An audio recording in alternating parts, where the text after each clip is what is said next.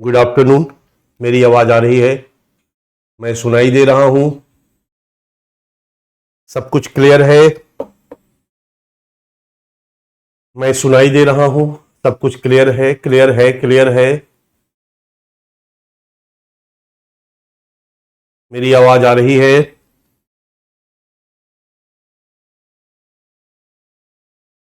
Good afternoon, good afternoon. जय हिंद, जय हिंद, जय हिंद, जय हिंद, जय हिंद, जय हिंद।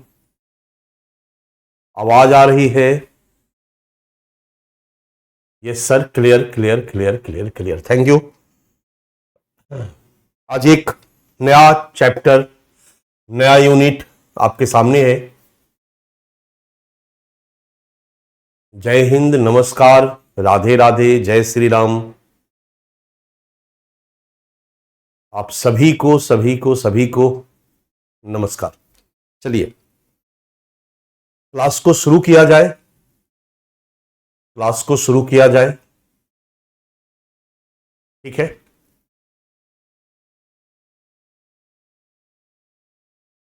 क्लास को शुरू किया जाए। चलिए बच्चा, आज आपका एक नया चैप्टर है इंटरनल सिक्योरिटी का, जो आपके सामने स्क्रीन पर दिख रहा है और ये हमारे सिलेबस में भी है। Various security forces and agencies and their mandates. Various security forces and agencies and their mandate. इसका हिंदी में लिखा गया है विभिन्न सुरक्षा बल और एजेंसी और उनके अधिदेश। अधिदेश, उनके कानून, उनके नियम, आपसपा, जो भी सुरक्षा बल, सुरक्षा एजेंसी, एजेंसी के पहले आप सुरक्षा लगा सकते हो। सुरक्षा बल, विभिन्न सुरक्षा बल भारत की, विभिन्न सुरक्षा एजेंसी भारत की, और सुरक्षा से संबंधित जो कानून है, विधान है, अधिनियम है, वो उसके बारे में हम लोगों को इस चैप्टर में पढ़ना है। इस चैप्टर में हम लोग देखेंगे कि भारत की सुरक्षा व्यवस्था के लिए हमारा क्या मैकेनिज्म है। हालांकि अलग अलग प्रॉब्लम को पढ़ते समय उनके समाधान के लिए हमने क्या क्या किया, वहां पर हम लोगों ने पढ़ दिया है बच्चा। जब हम लोगों ने नक्सलिज्म को पढ़ा तो नक्सलिज्म की समस्या को दूर करने के लिए हमारा क्या सुरक्षा का मैकेनिज्म था, उसको हम लोगों ने देखा। आतंकवाद पढ़ा तो वहां पर भी हमारा क्या सिक्योरिटी मैकेनिज्म था, उसको भी हम लोगों ने देखा। जम्मू कश्मीर में प्रॉब्लम्स को पढ़ा, वहां पर क्या सिक्योरिटी मैकेनिज्म है, उसको भी हम लोगों ने देखा। तो हम लोगों ने अलग अलग चैप्टर पढ़ते समय, सीमा सुरक्षा चुनौतियां पढ़ते समय, सीमा सुरक्षा के लिए हमारे सुरक्षा बल कौन है, हमारे क्या क्या हथियार औजार, सारी चीजों को हम लोगों ने देखा। बट एक बार यहां पर हम पूरे भारत के सुरक्षा बल और सुरक्षा एजेंसियों के बारे में देखेंगे, जानेंगे, समझेंगे, और भारत के सुरक्षा को ध्यान में रखते हुए समय समय पर जो कानून बनाया गया है, समय समय पर जो अधिनियम बनाया गया है, उसको भी हम लोग जानने का प्रयास करेंगे, ठीक है? उसमें जो जो समय समय पर संशोधन किया गया है, उसको भी हम लोग जानने का इस चैप्टर में प्रयास करेंगे। चलिए आइए हम लोग सबसे पहले इससे जुड़े हुए कुछ क्वेश्चन देखते हैं कि किस तरह के प्रश्न पूछे जा रहे हैं। तो हम क्वेश्चन जब देखते हैं तो सुरक्षा बल हमारे कितने हैं नहीं पूछा जा रहा, सीआरपीएफ की संख्या कितनी है, बीएसएफ की संख्या कितनी है नहीं पूछा जा रहा, कितनी एजेंसियां हैं, क्या क्या कर रही है, सारा नहीं पूछा जा रहा। लेकिन कुछ एजेंसियों पर स्पेसिफिक क्वेश्चन पूछे जा रहे। जो प्रमुख है, सीबीआई है, एनआईए है, या कुछ जो अधिनियम है सुरक्षा से संबंधित, उस पर भी कुछ स्पेसिफिक प्रश्न पूछा जा रहा। जैसे आपसपा, अलग से सवाल पूछा गया। ऊपा और एनआईए में नया क्या संशोधन हुआ है, उस पर अलग से सवाल पूछा गया। तो प्रश्न का जो नेचर है बच्चा, उस नेचर को पहले देखेंगे और तब हम इस चैप्टर को पढ़ेंगे। जहां से प्रश्न नहीं की संभावना है या एक दो लाइन में जानना है, हम उसको एक दो लाइन में जानने का प्रयास करेंगे, बस केवल देखकर निकल जाएंगे। और जहां पर डेप्थ में जाने की जरूरत है वहां पर हम डेप्थ में जाएंगे, बट एक कहां किस तरीके से पढ़ना है ये पता हमें प्रीवियस ईयर क्वेश्चन को देख करके ही होगा। चलिए, पहला क्वेश्चन आपके सामने 2023 का है। भारत द्वारा सामना की जाने वाली आंतरिक सुरक्षा चुनौतियां क्या है?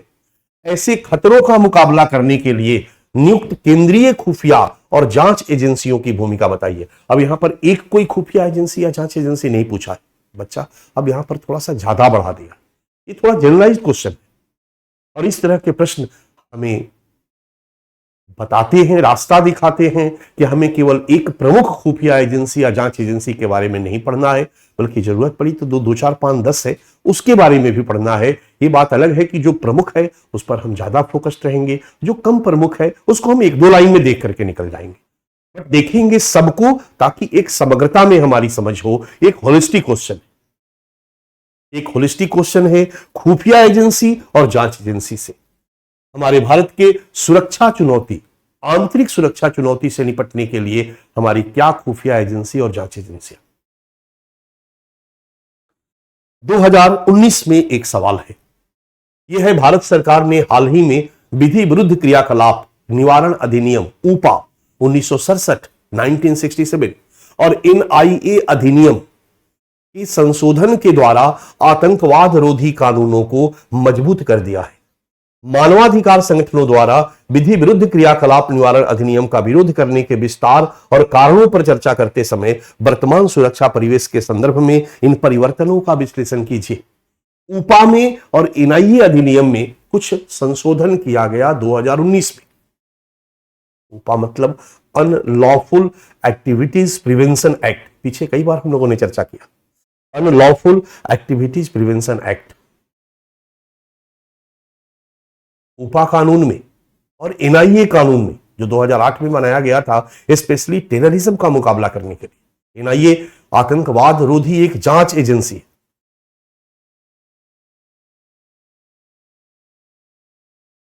इन दोनों में 2019 में कुछ अमेंडमेंट किया गया, कुछ संशोधन किया गया। इस पर क्वेश्चन पूछा गया है, मतलब इस तरह के संशोधन जो हो रहे हैं उसको भी हमें ध्यान में रखना होगा, उस पर भी हमें निगाह रखना होगा, से भी प्रश्न पूछे जा सकते हैं। ठीक है, 2015 का एक क्वेश्चन है, मानवाधिकार सक्रियतावादी लगातार इस विचार को उजागर करते रहे हैं कि सशस्त्र बल विशेष शक्तियां अधिनियम 1958 आपसपा 1958 एक क्रूर अधिनियम है जिससे सुरक्षा बलों के द्वारा मानवाधिकार दुरुपयोगों के मामले उत्पन्न होते हैं।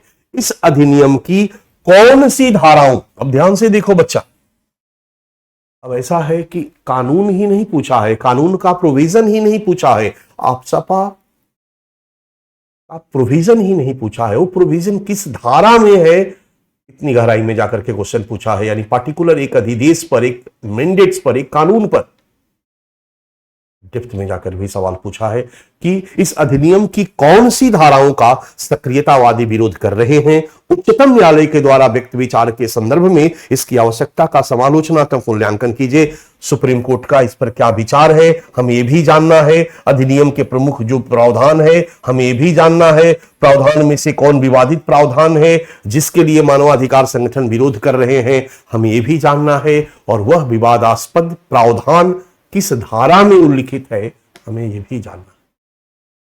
बच्चा, इस वर्ष 2015 में जो बच्चे हमारे एग्जाम देने गए थे वो पढ़ के गए थे, पूरा आता था उनको, लेकिन कौन प्रोविजन किस धारा में है उनको इस बात का इतनी गहराई से ऊपर कर नहीं गए थे। सबकी हालत खराब रही। ये बता रहा है क्वेश्चन कि हमें किस तरीके से पढ़ना। एक 2010 का क्वेश्चन है, राष्ट्रीय सुरक्षा सलाहकार बोर्ड पर एक टिप्पणी लिखिए। 2010 में 50 शब्दों के भी प्रश्न पूछे जाते थे, उस समय छोटे शब्द होते थे, बहुत ज्यादा शब्द नहीं रहता था लिखना, आराम से हम लिख सकते हैं। और 1999 में राष्ट्रीय सुरक्षा सलाहकार बोर्ड द्वारा निर्मित मसौदा नाभिकीय सिद्धांत की मुख्य बातें क्या हैं, इस संबंध में मीडिया रिपोर्टों में किन कमियों की ओर ध्यान आकर्षित किया गया है। ये उस समय के लिए करंट है जब राष्ट्रीय सुरक्षा सलाहकार बोर्ड ने अपनी नाभिकीय सिद्धांत प्रस्तुत किया था,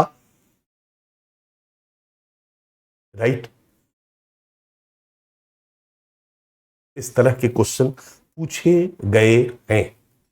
यूपीपीसीएस में भी कुछ क्वेश्चन है जिसको आप नजर डाल सकते हो। भारतीय सुरक्षा बलों को अधिक सशक्त कैसे बनाया जा सकता है, यानी भारतीय सुरक्षा बल क्या सशक्त नहीं है, सशक्त है तो किस हद तक सशक्त है, और अधिक सशक्त करने के लिए क्या हो सकता है, यह सोच भी हमें रखनी होगी सिक्योरिटी फोर्सेस को पढ़ते समय। दूसरा क्वेश्चन है, वर्तमान उभरती सुरक्षा चुनौतियों में नाभिकीय हथियार, 2020 का क्वेश्चन है, न्यूक्लियर नाभिकीय भारत की सुरक्षा प्रबंधन में किस प्रकार लाभदायक हो सकता है, इसको समझाइए। हमारे पास नाभिकीय हथियार भारत के सुरक्षा प्रबंधन में कैसे लाभकारी हो सकता है।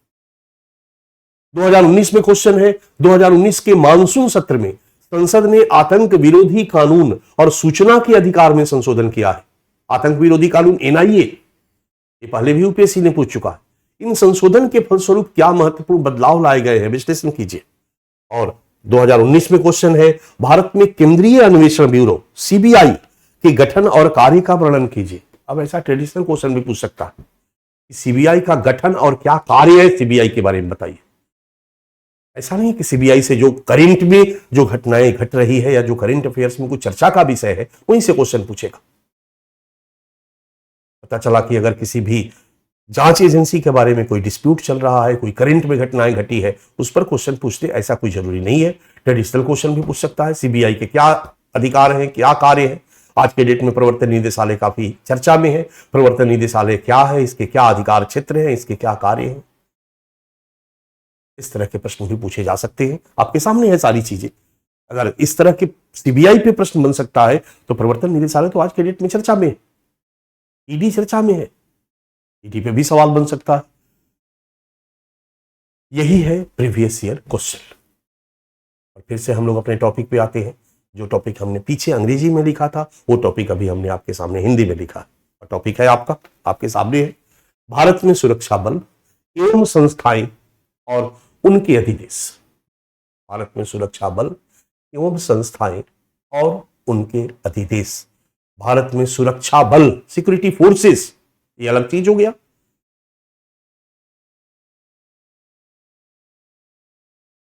एवं संस्थाएं, एजेंसी, एजेंसी का मतलब सुरक्षा एजेंसी, एक अलग चीज हो गया।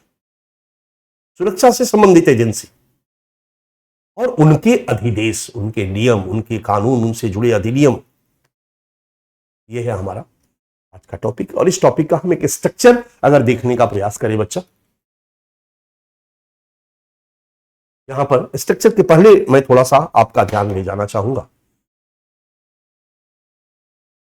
धरती पर हम आए, हमारे साथ अन्य जानवर भी आए। हमारे बच्चे इंडियन सोसाइटी पढ़ चुके हैं, ये बात मैं कई बार उनको बता चुका हूं। सबकी कुछ जरूरतें थी, सबने अपनी जरूरतों को पूरा करने के लिए प्रयास किया और प्रकृति का दोहन करके सबने अपनी आवश्यकताओं को पूरा किया, जानवरों ने भी और मनुष्यों ने भी। लेकिन चूंकि मनुष्य एक विवेकशील प्राणी थे,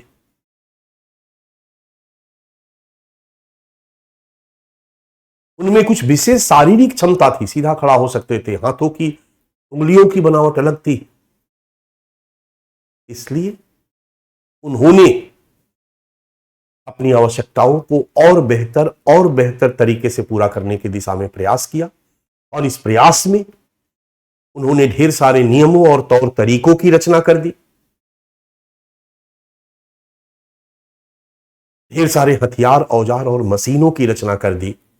मनुष्य द्वारा निर्मित नियमों और तौर तरीकों को हम संस्कृति कहते हैं और इस मानव द्वारा निर्मित हथियारों, औजारों, मशीनों को हम सभ्यता कहते हैं। पर्यावरण का जो मानव निर्मित मूर्त भाग है, भौतिक पक्ष है, उसको हम सभ्यता कहते हैं। और हमारे चारों तरफ के पर्यावरण में मानव निर्मित जो अभौतिक पक्ष है उसको हम संस्कृति कहते हैं, कल्चर कहते हैं। और इसी संस्कृति और सभ्यता से युक्त मनुष्य रूपी जानवरों के समूह को हम समाज कहते हैं। कई बार मैंने इस बात को बताया। जब धरती पर हम पहली बार आए बच्चा, तो 10-20 लोगों के झुंड के रूप में रहे होंगे। किसी झुंड ने हमारे ऊपर आक्रमण किया होगा, हमारा झुंड उनका मुकाबला किया होगा, मुकाबले में झुंड का एक लीडर बन गया होगा, तो हमारे झुंड का एक सरदार होता था और हम उनकी बातों को मानते थे। फिर धीरे धीरे हम थोड़ा स्थायी हुए, हमारे बड़े झुंड हो गए, कबीला के रूप में हम तब्दील हो गए और हमारे कबीले का जो हेड था वो सरदार था, इसको पावर हेड, पावर उसी के पास था, सब उसी की बात मानते थे। हमारे कबीले के सरदारों ने अन्य कबीले के सरदारों को हरा दिया, हमारा कबीले का सरदार सरदारों का सरदार बन गया और यहीं से इमरजेंस ऑफ स्टेट, राज्य का उद्भव होता। हमारे कबीले का सरदार राजा कहलाया, उनके अधीन जितने भी अन्य कबीले के सरदार थे उनके सामंत कहलाए और हमारे राजा की जिम्मेदारी हो गई कि राज्य क्षेत्र की रक्षा करें। यहीं से पहली बार राज्य का इमरजेंस हुआ और राज्य का काम था केवल एक, अपने राज्य क्षेत्र के लोगों की रक्षा करना, अपने राज्य क्षेत्र के लोगों की बाह्य दुश्मनों से रक्षा करना, अपने राज्य क्षेत्र के लोगों की बाह्य दुश्मनों से रक्षा करना, यही राज्य का काम था, यही राजा का काम था। राजा के पास एक सेनापति होता था जो राजा के इस कार्य को संपादित करता था, उसके पास एक बड़ी सेना होती थी और एक मंत्री होता था। Ministry of health, ministry of education, ये सब नहीं था यार, ये तो वेलफेयर स्टेट के इमरजेंस के साथ शुरू हुआ। पहली बार जो स्टेट आया वो रक्षात्मक राज्य के रूप में आया, डिफेंसिव स्टेट के रूप में आया, इसका काम था बाह्य दुश्मनों से लोगों की रक्षा, इसको हम रक्षा कहते हैं, अंग्रेजी में डिफेंस कहते हैं। और आज मिनिस्ट्री ऑफ डिफेंस जो है, रक्षा मंत्रालय जो है, इस कार्य को संपादित करती है। राजनाथ सिंह के नेतृत्व में रक्षा मंत्रालय आज बाह्य दुश्मनों से भारत की रक्षा का काम करती है।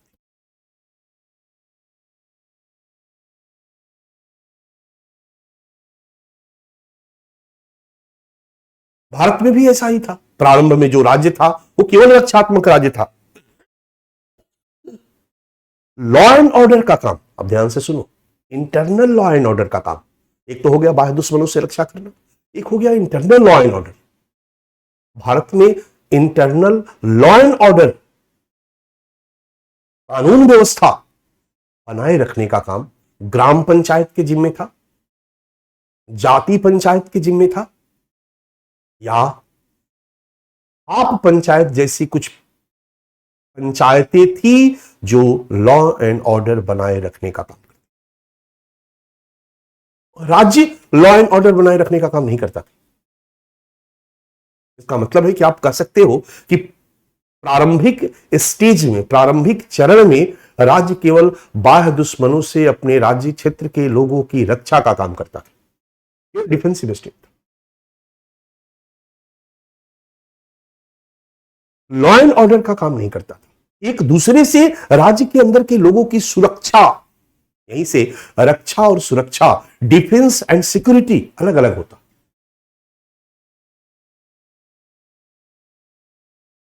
बट भारत में जब अंग्रेजी शासनकाल आया तो अंग्रेजी शासनकाल में राज्य ने रक्षा के साथ साथ सुरक्षा का काम करना भी शुरू कर दिया और सुरक्षा का काम करने के लिए एक अलग मिनिस्ट्री का गठन किया गया, इसको मिनिस्ट्री ऑफ होम अफेयर्स, गृह मंत्रालय,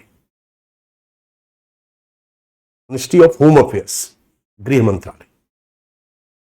तो राज्य में रक्षा मंत्रालय बाह्य दुश्मनों से भारत की रक्षा करता है और गृह मंत्रालय आंतरिक सुरक्षा के काम में लगा हुआ है, इंटरनल सिक्योरिटी के काम में लगा हुआ। हालांकि कई जगहों पर दोनों एक दूसरे को सपोर्ट करते हुए नजर आते हैं, लेकिन मंत्रालय के हिसाब से दोनों अलग अलग बटे हुए।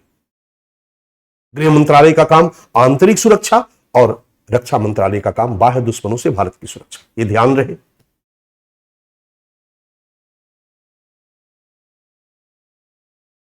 अब आंतरिक सुरक्षा के काम को दो भागों में बांटा गया बच्चा। इंटरनल सिक्योरिटी के काम को, लॉ एंड ऑर्डर को बनाए रखने के काम को दो भागों में बांटा गया, एक राज्य के जिम्मे और दूसरा केंद्र के जिम्मे।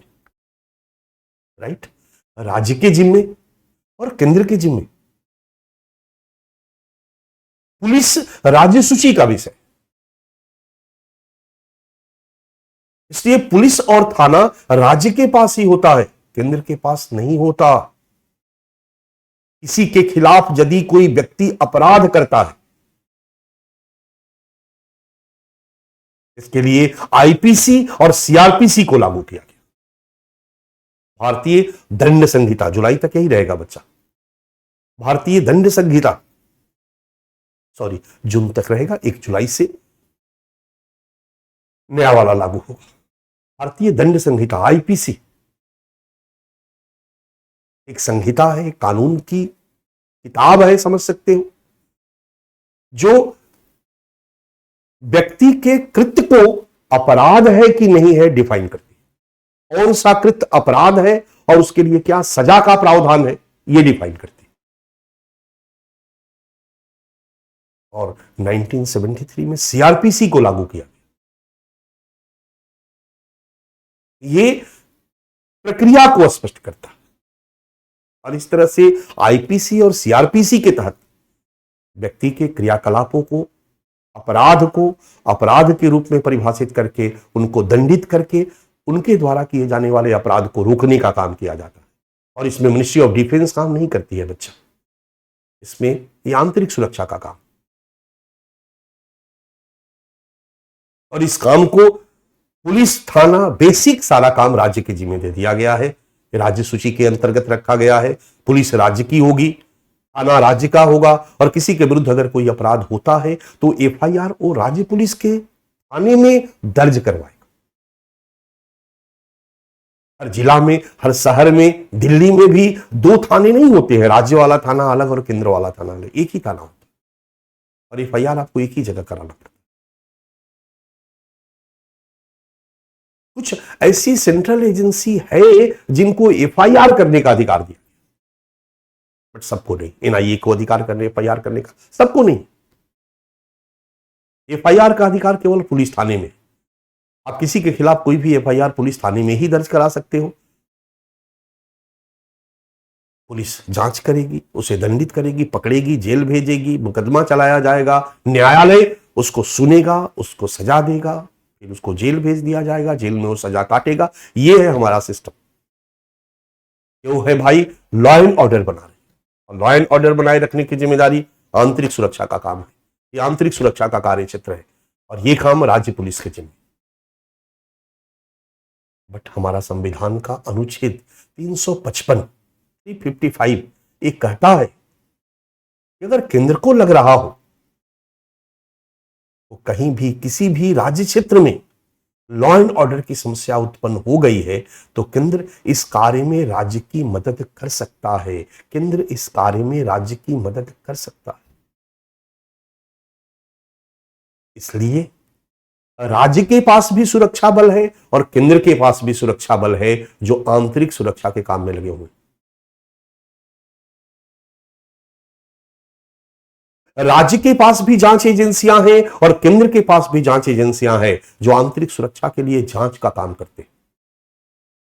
राज्य के पास भी आसूचना एजेंसियां हैं और केंद्र के पास भी आसूचना एजेंसियां हैं जो आंतरिक सुरक्षा के लिए आसूचना संकलित करने का, इंफॉर्मेशन कलेक्ट करने का काम करते हैं और उसी इंफॉर्मेशन के आधार पर जांच का काम आगे बढ़ाया जाता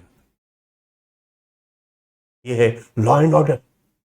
परंतु डिफेंस का काम राज्य के जिम्मे नहीं है बच्चा। डिफेंस केवल और केवल केंद्र के जिम्मे है। इसलिए रक्षा मंत्रालय राज्य के स्तर पर नहीं होता, केवल केंद्र के स्तर पर होता है। और केंद्र की रक्षा मंत्रालय की जिम्मेदारी है कि वो केंद्र की, राज्य की, देश की बाह्य दुश्मनों से रक्षा करे। परंतु गृह मंत्रालय केंद्र के स्तर पर भी होता है और राज्य के स्तर पर भी होता है। राज्य का DGP, IG, DIG, SP, police विभाग, सीआईडी, जांच एजेंसियां, एसटीएफ, सब कुछ राज्य के गृह मंत्रालय के अधीन होता।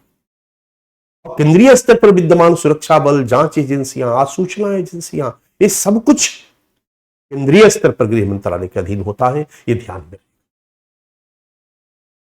हम देखेंगे कि राज्य स्तर पर हमारे सुरक्षा बल कौन कौन से हैं, आसूचना एजेंसी कौन कौन सी है, जांच एजेंसियां कौन कौन सी है। क्या कमी है, क्या स्थिति है, एक नजर डालेंगे और फिर राज्य के स्तर पर और फिर केंद्र के स्तर पर देखेंगे कि क्या जांच एजेंसियां हैं, क्या सूचना एजेंसियां हैं, कैसे फोर्स है, इनकी क्या संख्या है। एक जगह मैंने इसका तुलना पाकिस्तान और चाइना से भी कर दी है, ध्यान रखना। बट मेनली हम लोग आंतरिक सुरक्षा के लिए केंद्र स्तर पर और राज्य स्तर पर क्या हमारा सुरक्षा बल, एजेंसियां और कानून वगैरह है, ये सब कुछ देखने का प्रयास करें। परंतु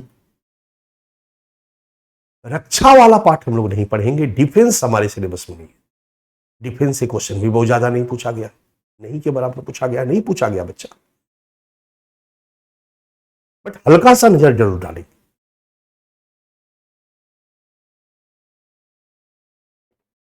इसलिए हम लोग एक स्ट्रक्चर के माध्यम से हम लोग देखते हैं कि हम लोगों को क्या पढ़ना है। आपके सामने है सुरक्षा बल एवं एजेंसियों की संरचना। आपके सामने है भारत में सुरक्षा बल, संस्थाएं और उनके अधिदेश। पहला है सुरक्षा बल एवं एजेंसियों की संरचना। हमारे यहां सुरक्षा बल, जांच एजेंसियां, आसूचना एजेंसियां और इनकी क्या संरचनाएं हैं। तो राज्य के स्तर पर और केंद्र के स्तर पर, दो स्तर पर हम लोगों ने देख लिया। राज्य के स्तर पर सुरक्षा बल क्या है, कितने हैं, कौन कौन से हैं, और राज्य के स्तर पर जांच एजेंसियां कौन है और आसूचना एजेंसियां कौन है, एक नजर हम लोग डालेंगे राज्य के स्तर पर। केंद्र के स्तर पर चलेंगे तो हम देखते हैं कि केंद्र के स्तर पर एक गृह मंत्रालय है जिसकी जिम्मेदारी है आंतरिक सुरक्षा में राज्य की मदद करना या आंतरिक सुरक्षा से संबंधित कार्यों का संपादन करना, और दूसरा है रक्षा मंत्रालय जिसकी जिम्मेदारी है बाह्य दुश्मनों से हमारे देश की रक्षा करना। अब हम गृह मंत्रालय पर फोकस्ड होंगे, रक्षा मंत्रालय पर फोकस्ड नहीं होंगे क्योंकि हमारे सिलेबस का पार्ट नहीं है। और अगर हम गृह मंत्रालय पर फोकस्ड होते हैं तो गृह मंत्रालय पर एक नजर डालेंगे, इसमें कौन कौन से विभाग और प्रभाग है, मतलब डिपार्टमेंट और डिवीजन कौन कौन से हैं। विभाग मतलब डिपार्टमेंट और प्रभाग मतलब डिवीजन कौन कौन से हैं। हमारे सेंट्रल लेवल पर सुरक्षा बल कौन कौन से हैं, केंद्रीय सशस्त्र बल, सेंट्रल आर्म पुलिस फोर्स। इसके बाद केंद्रीय स्तर पर जांच एजेंसियां कौन कौन सी है और केंद्रीय स्तर पर आसूचना एजेंसियां कौन कौन सी है, इसके बारे में एक बार हम लोग देखेंगे। और फिर कुछ अन्य एजेंसियां भी हैं, इसको भी हम देखने का प्रयास करेंगे। तो जो हमारा संरचना वाला पार्ट है बच्चा, वो एक तस्वीर हमारे सामने लाकर खड़ा कर देगा कि क्या स्थिति है हमारी, और इसमें से कुछ अगर स्पेसिफिक टॉपिक निकलता है तो हम उस पर अलग से पढ़ें। हम लोगों का तरीका यही है कि एक जनरलाइज टॉपिक हम पढ़ें और वो काफी बृहद हो और सबको छू कर जाए ताकि एक समझ हमारे पास हो। और जिस टॉपिक से गहराई में जाकर प्रश्न पूछा जाता है, जो इंपॉर्टेंट है, उसको हम लोग अलग से पढ़ें। फिर हमने दूसरा एक डायमेंशन बनाया है कि हमारे भारतीय सुरक्षा बल और एजेंसियों के सामने चैलेंजेस क्या क्या। काम तो है इनका आंतरिक सुरक्षा, लेकिन इनके सामने चैलेंजेस क्या क्या आप भी समझ सकते हो। हमारे सुरक्षा बल के सामने इस पर एक प्रश्न पूछा गया है बच्चा, आपने देखा होगा, हमारी सुरक्षा की और कैसे मजबूत बनाया जा सकता है। हमारे सुरक्षा बलों के समक्ष क्या क्या चुनौतियां। आज भी अगर हम देखेंगे, अगर हम पुलिस पर ही फोकस्ड होते हैं बच्चा, स्टेट पुलिस पर, तो हमारे पुलिस के पास बढ़िया हथियार ही नहीं है। आतंकी AK-56 लेके चलता है और पुलिस अभी भी वो 303 वाला अंग्रेजी जमाने का राइफल लेके चलता है। हमारे पुलिस वाले के सबके पेट निकले हुए होते हैं। चोर दौड़ाने लगे या वो चोर आगे आगे भाग रहा हो और पुलिस पीछे पीछे दौड़ रही हो, तो रुक रुक के चोर पीछे घूमेगा, घूम के मुस्कुराएगा, मुस्कुरा के कहेगा पुलिस भैया और दौड़ो और दौड़ो, पुलिस चोर को नहीं पकड़ पाएगी।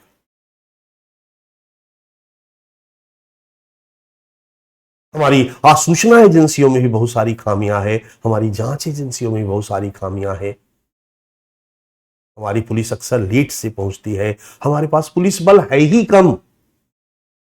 जहां 143 करोड़ लोग हैं बच्चा, वहां पर इस आबादी की तुलना में फोर्स बहुत ही कम है। तो इन सब चुनौतियों को हम लोग इस टॉपिक में देखने का प्रयास करेंगे, सुरक्षा बल एवं एजेंसियों के समक्ष चुनौतियां।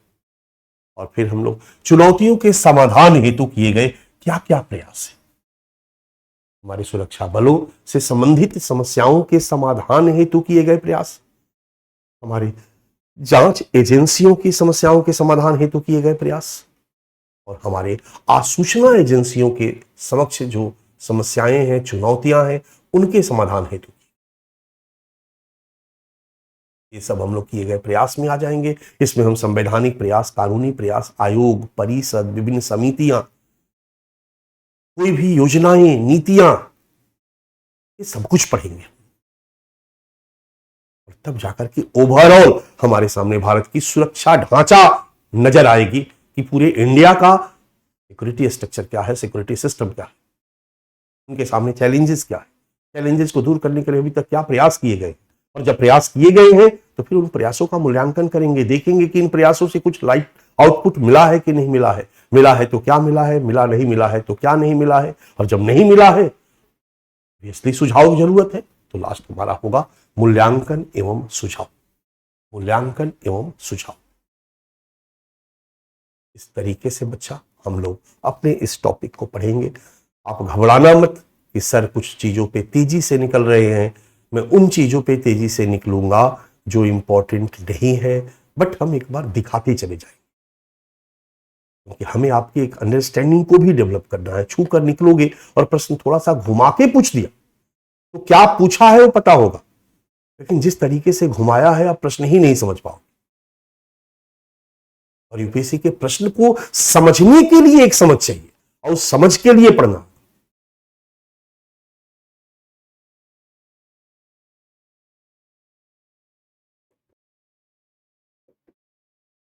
यही है बच्चा।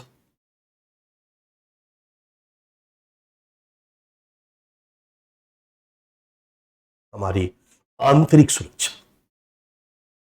और हमारा बाह्य रक्षा। और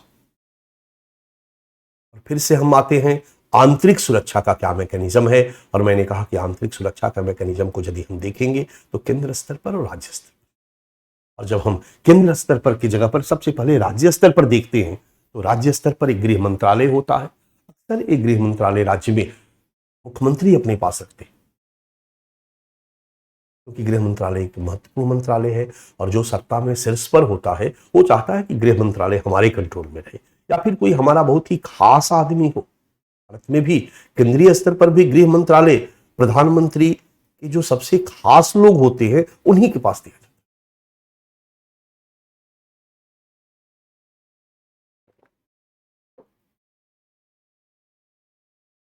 अब हम चलते हैं राज्य स्तर पर। एक गृह मंत्रालय होता है और गृह मंत्रालय के अधीन हमारी राज्य सुरक्षा की विभिन्न व्यवस्थाएं होती है, संरचनाएं होती है, उसमें सुरक्षा बल होते हैं, जांच एजेंसियां होती है, आसूचना एजेंसियां होती है। जांच एजेंसी वो होती है जो जांच करती है बच्चा, आसूचना एजेंसी वो होती है जो इंफॉर्मेशन कलेक्ट करती है, वो जांच नहीं करती, बस इंफॉर्मेशन कलेक्ट करके रखे रहेगी, स्टोर करेगी। जब जांच एजेंसियों को जांच करना होता है तो उस इंफॉर्मेशन एजेंसी से इंफॉर्मेशन ले लेती है, इसलिए इंफॉर्मेशन एजेंसी जांच एजेंसियों को जांच कार्य में सहयोग करती है, सहायक होती है।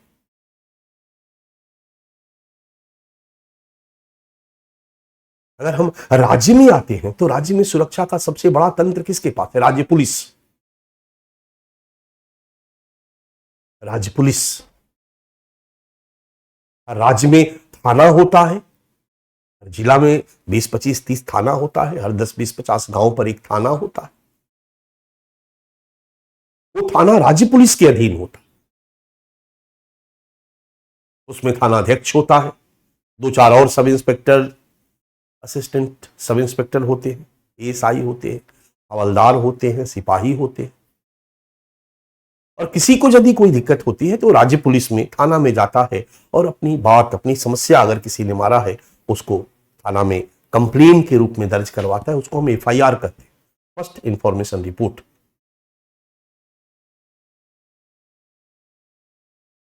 अब जो थानेदार होता है बच्चा, आपकी किसी ने आपके साथ मारपीट की, कुछ भी किया, और जब आप हमारे थाने में आएंगे, मैं थानेदार हूं, तो मैं या तो खुद जांच करूंगा, नहीं तो उस केस को जांच करने के लिए किसी सब इंस्पेक्टर के जिम्मे लगा दूंगा कि वर्मा जी आप इनके केस की जांच कीजिए। जांच करने वाले अधिकारी को आईओ कहा जाता है, इन्वेस्टिगेशन ऑफिसर। वो इन्वेस्टिगेट करता है, जांच करता है, जांच करके अपना रिपोर्ट देता है फिर वो रिपोर्ट कोर्ट में जाता है, उसी रिपोर्ट के आधार पर कोर्ट फैसला देता है। ये प्रक्रिया फिर न्यायिक प्रक्रिया। बट यहां ध्यान देने की बात यह है बच्चा कि पुलिस जांच भी करता है और फोर्स का काम भी करता है। आईओ जांच भी करेगा और फिर पुलिस को लेकर के ले जाके गिरफ्तार करके भी ले आएगा। यहां पर जांच और फोर्स बल, पुलिस बल दोनों एक दूसरे से मिले हुए और इस तरीके से आधारभूत स्तर पर लॉ एंड ऑर्डर बनाए रखने का प्रयास करते हैं। जांच भी इनका, पुलिस भी इनका, फोर्स भी इनका और बेसिक सारे प्रॉब्लम्स को सॉर्ट आउट करते हैं। राज्य पुलिस की संरचना में यह पहला चरण। और इस पहले चरण में अगर हम देखें तो भारत में कुल राज्य पुलिस बल 19 लाख, लगभग 20 लाख के आसपास है बच्चे। 19,89,000 पूरे भारत के राज्यों में अगर हम कहें तो 20 लाख पुलिस बल। हालांकि 20 लाख पुलिस बल बहुत ज्यादा नहीं है बच्चा। 143 करोड़ आबादी है, वहां पर 20 लाख पुलिस बल बहुत कम, बहुत कम। हम आबादी के हिसाब से देखें, ये राज्य पुलिस बल है। ये जो थानों में तैनात होता है, थाना आपने देखा होगा, और यही वो है जो लॉ एंड ऑर्डर की बेसिक जिम्मेदारी को संभालता है।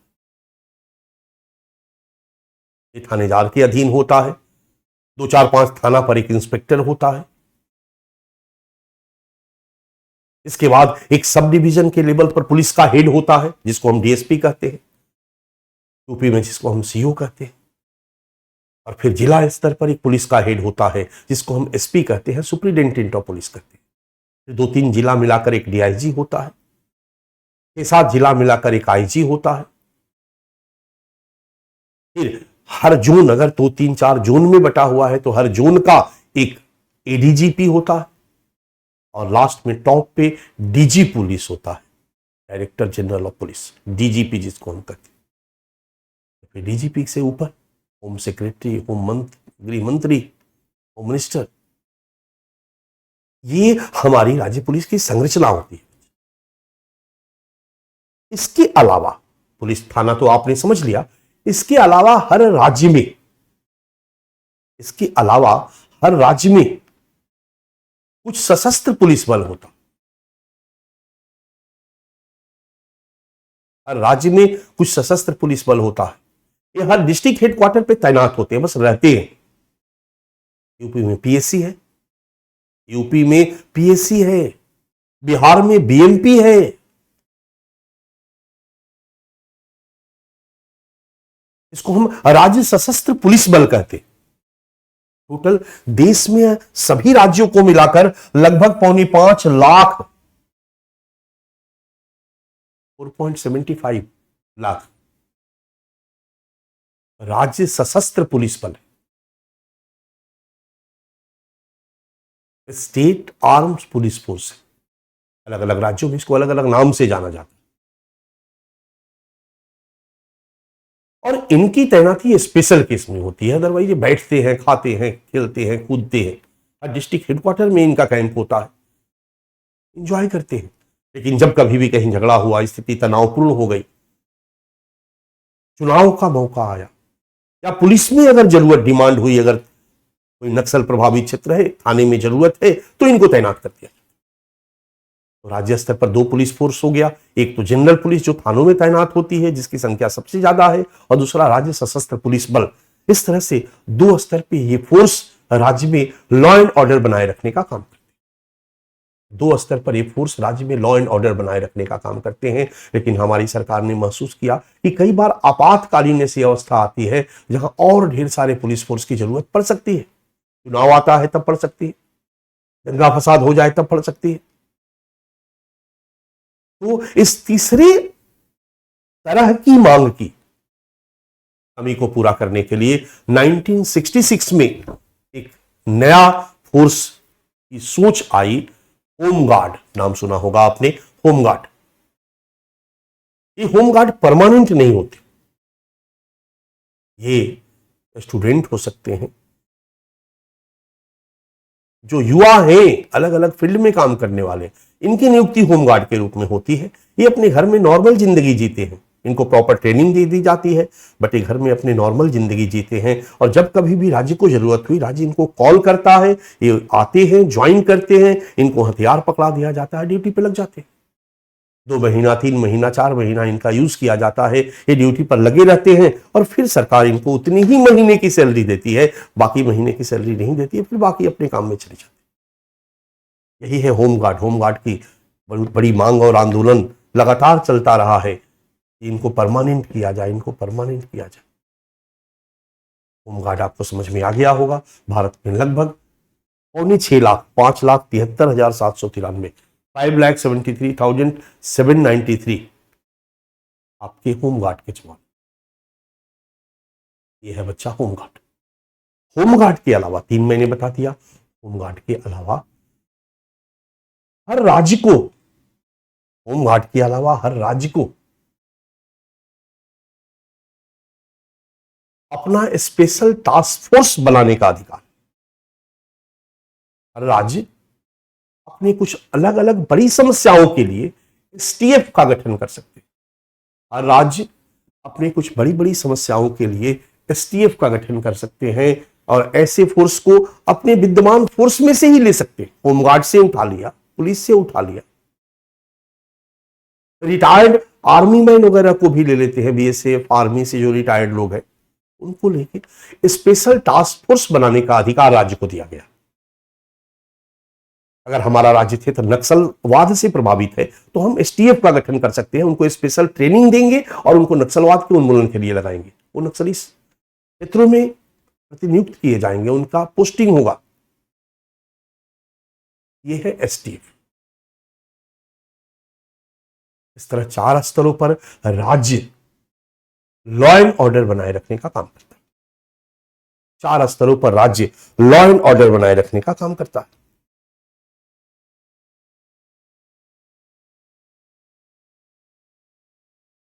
अब हम राज्य के स्तर पर जांच एजेंसी की बात करें तो सीआईडी, एक वेब सीरीज आती है, सीरियल आता है टीवी, सीआईडी, आप सभी ने देखा भी होगा।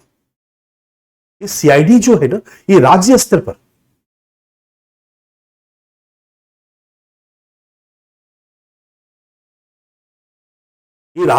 पर इन्वेस्टिगेशन का काम करती है और आसूचना एकत्रित करने का काम करती है। इसका फुल फॉर्म होता है crime investigation department. Crime investigation department, अपराध जांच विभाग। ऐसे सामान्य तौर पर अपराध की जांच करने का अधिकार तो पुलिस को है, थाना को है, लेकिन कई बार जब किसी विधायक के बेटे ने कोई अपराध कर दिया या कोई बहुत बड़ा पैसा वाला आदमी है जिसकी बहुत पहुंच है, एसपी डीएम सबके पास, उसके बेटे ने कोई अपराध अगर कर दिया तो वहां की जनता कहती है कि नहीं, सीआईडी से जांच कराई जाए, सीआईडी से जांच कराई जाए। इसका मतलब हुआ कि जो उस थाना की पुलिस है उस पर जनता को भरोसा नहीं होता। जनता को लगता है कि नहीं, ये पैसा देकर के थाना को, वहां लोकल थाना को, लोकल पुलिस को शांत कर देगा। इस केस की अगर सीआईडी जांच कराई जाएगी तो निष्पक्ष न्याय मिलने की संभावना, तभी जाकर के निष्पक्ष जांच होगी। आम जनता जब डिमांड करती है कि सीआईडी से जांच कराई जाए, सीआईडी से, तो सीआईडी इस केस की जांच करना शुरू करता है। एक केस सीआईडी अपने हाथ में ले लेता है और फिर जांच जो आईओ कर रहा था, थाना का इन्वेस्टिगेशन ऑफिसर कर रहा था, वो काम अब सीआईडी करना शुरू कर। यही है। अब तो सीआईडी से जांच कराई जाए कोई डिमांड ही नहीं करता बच्चा, अब तो सीधे कहते हैं सीबीआई से जांच कराई जाए। हमारी मुर्गी चोरी हो गई, सीबीआई से जांच कराई जाए, हमारी मुर्गी किसने चुराई। तो छोटे छोटे मुद्दे पर भी लोग सीबीआई से जांच करने की मांग कर देते हैं। सीबीआई एक सेंट्रल एजेंसी, सीबीआई एक सेंट्रल इन्वेस्टिगेशन एजेंसी।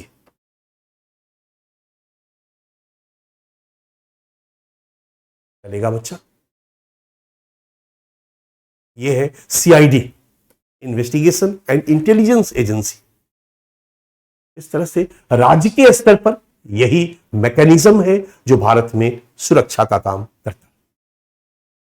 मैंने आप लोगों को दिखा दिया कि किसमें किसमें कितने बल हैं और एक कैसे भारत के लोगों की सुरक्षा में लगे हुए हैं। आंतरिक सुरक्षा की जिम्मेदारी इन्हीं की है। एक नजर हम लोग अपने पूरे राज्य पुलिस की क्षमता पर डालते हैं तो पूरे इंडिया में कुल पुलिस स्टेशन 15,15,579 15,579 है। कुल महिला पुलिस स्टेशन 613 है। कुल साइबर सेल 114 है। कुल महिला पुलिस की संख्या 1,40,000 है और प्रति लाख आबादी पर हमारे यहां पुलिस की संख्या 193 है, जबकि विकसित देशों में यार ये 40-50 है। सोचो कि हर 40-50 लोगों पर एक पुलिस, हर 30 लोगों पर एक पुलिस, और हमारे यहां तो 193 लोगों पर एक पुलिस, और वो भी पुलिस कई अन्य कामों में लगी होती है। यानी तुम कहोगे चोर चोर चोर, पुलिस के पास टाइम नहीं है। एक तो पर्याप्त मात्रा में पुलिस नहीं है आबादी के हिसाब से, ऊपर से अन्य कामों में इन्वॉल्व है वो आपके लिए कहां से इतना सीरियस होगी। बट ये हम आलोचना में कहेंगे, ठीक है। अभी फिलहाल हमारे पास जो पुलिस ढांचा है उसकी मैंने चर्चा कर दी। 5 स्तरों पर, 4 स्तरों पर पुलिस फोर्स है हमारा, जो हमारी राज्य की पुलिस है, जो हमारा राज्य सशस्त्र बल है, होमगार्ड है और एसटीएफ, और जांच एजेंसी के रूप में हमारी सीआईडी। हमारे पास कुल पुलिस स्टेशन 15,579 है। कुल महिला पुलिस स्टेशन 613 है। कुल साइबर सेल 114 है। कुल महिला पुलिस 1,40,000 है और आबादी पर पुलिस की संख्या 193 है।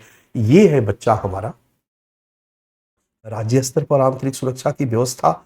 और इतने पुलिस थाने में, इतने पुलिस बल के साथ हमारी सभी राज्य सरकारें अलग अलग अपने राज्य क्षेत्र में रहने वाले लोगों के लिए लॉ एंड ऑर्डर बनाए रखने का काम करती है, उनको सुरक्षा मुहैया कराती है।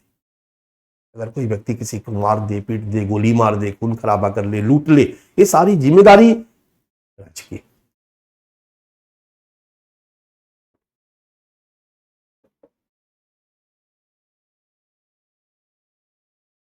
ठीक है, अब हम आते हैं केंद्रीय स्तर पर।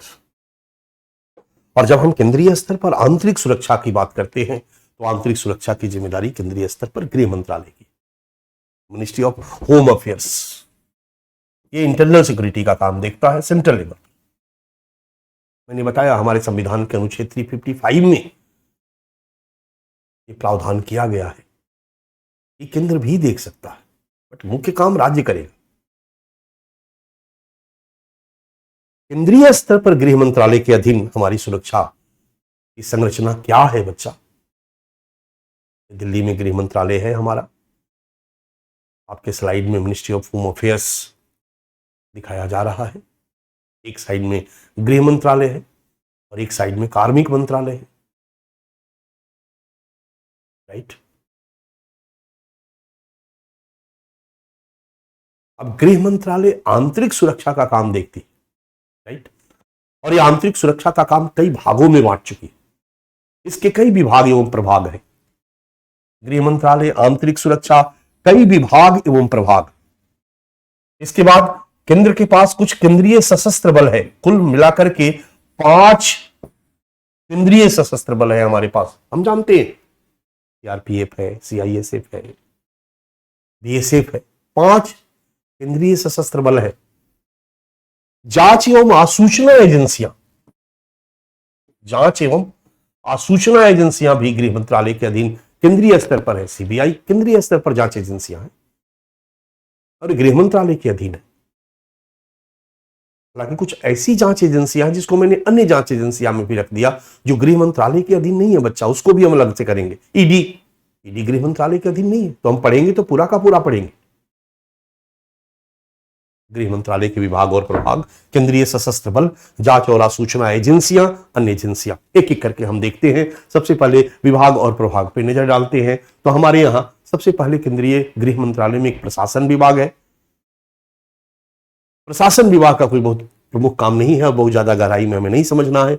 आंतरिक सुरक्षा प्रभाग है, बड़ा क्लियर है, प्रशासन प्रभाग और आंतरिक सुरक्षा प्रभाग। शब्द से ही लग रहा है कि किसका किसका क्या काम है। केंद्र राज्य प्रभाग है, जो केंद्र राज्य संबंधों के बारे में देखता है। जम्मू कश्मीर और लद्दाख मामले का विभाग अलग है, एक अलग डिपार्टमेंट ही है। जो जम्मू कश्मीर, पहले जम्मू कश्मीर मामला था, अब लद्दाख हो गया।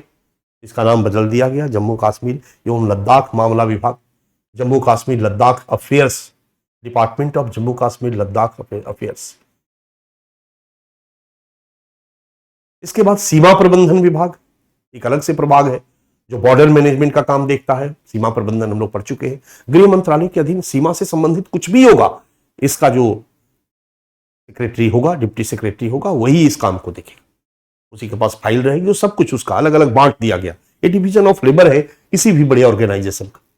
इसके बाद वामपंथी उग्रवाद प्रभाग, लेफ्ट विंग एक्सट्रीमिज्म एक अलग प्रभाग, ये 2006 में गठित किया गया था। इसको नक्सल प्रभाग कहा जाता था। नक्सलवाद की समस्या को यही देखता था। पुलिस प्रभाग जो पुलिस को देखता है। पुलिस आधुनिकीकरण प्रभाग, इसका काम ही है कि हम अपने भारतीय पुलिस को कैसे मॉडर्नाइज करें हथियार के संदर्भ में, टेक्नोलॉजी के संदर्भ में। पूर्वोत्तर प्रभाग, नॉर्थ ईस्ट अपने आप में समस्याओं से ग्रसित रहा है, तो नॉर्थ ईस्ट की सुरक्षा का डिपार्टमेंट ये है। आपदा प्रबंधन विभाग, डिजास्टर मैनेजमेंट का काम आपदा प्रबंधन विभाग मिनिस्ट्री ऑफ होम अफेयर्स में ही किया जाता है बच्चा। मानवाधिकार प्रभाग, कहां किसका मानवाधिकार का हनन हो रहा है, यह सब देखा जाता है। नीति नियोजन प्रभाग, पॉलिसी प्लानिंग। साइबर और सूचना सुरक्षा प्रभाग, आतंकवाद रोधी और कट्टरतावाद रोधी प्रभाग, महिला सुरक्षा प्रभाग। इस तरीके से कुछ डिपार्टमेंट और कुछ डिवीजन है। विभाग मतलब डिपार्टमेंट और प्रभाग मतलब डिवीजन, और इसी के अधीन हमारे गृह मंत्रालय के अलग अलग अधिकारी भारत में आंतरिक सुरक्षा के विभिन्न कार्यों का संपादन करते हैं। भारत में आंतरिक सुरक्षा के लिए, पूरी सुरक्षा के लिए एक और संस्था है, उसको हम कहते हैं राष्ट्रीय सुरक्षा परिषद। ये 1998 में अस्तित्व में आया बच्चा। National security council, national security council, राष्ट्रीय सुरक्षा परिषद। इसके प्रमुख कार्यकारी प्रधानमंत्री होते। एक काउंसिल है, ये हमारे भारत देश की सुरक्षा का एक परिषद है। निश्चित तौर पर परिषद में ढेर सारे एक्सपर्ट होंगे ना। इस परिषद का हेड भारत का प्रधानमंत्री होता है। इस परिषद का हेड भारत का प्रधानमंत्री होता है और इसका प्रमुख कार्य है देश की राजनीतिक, आर्थिक, ऊर्जा तथा सामरिक सुरक्षा चिंताओं की देखरेख करना।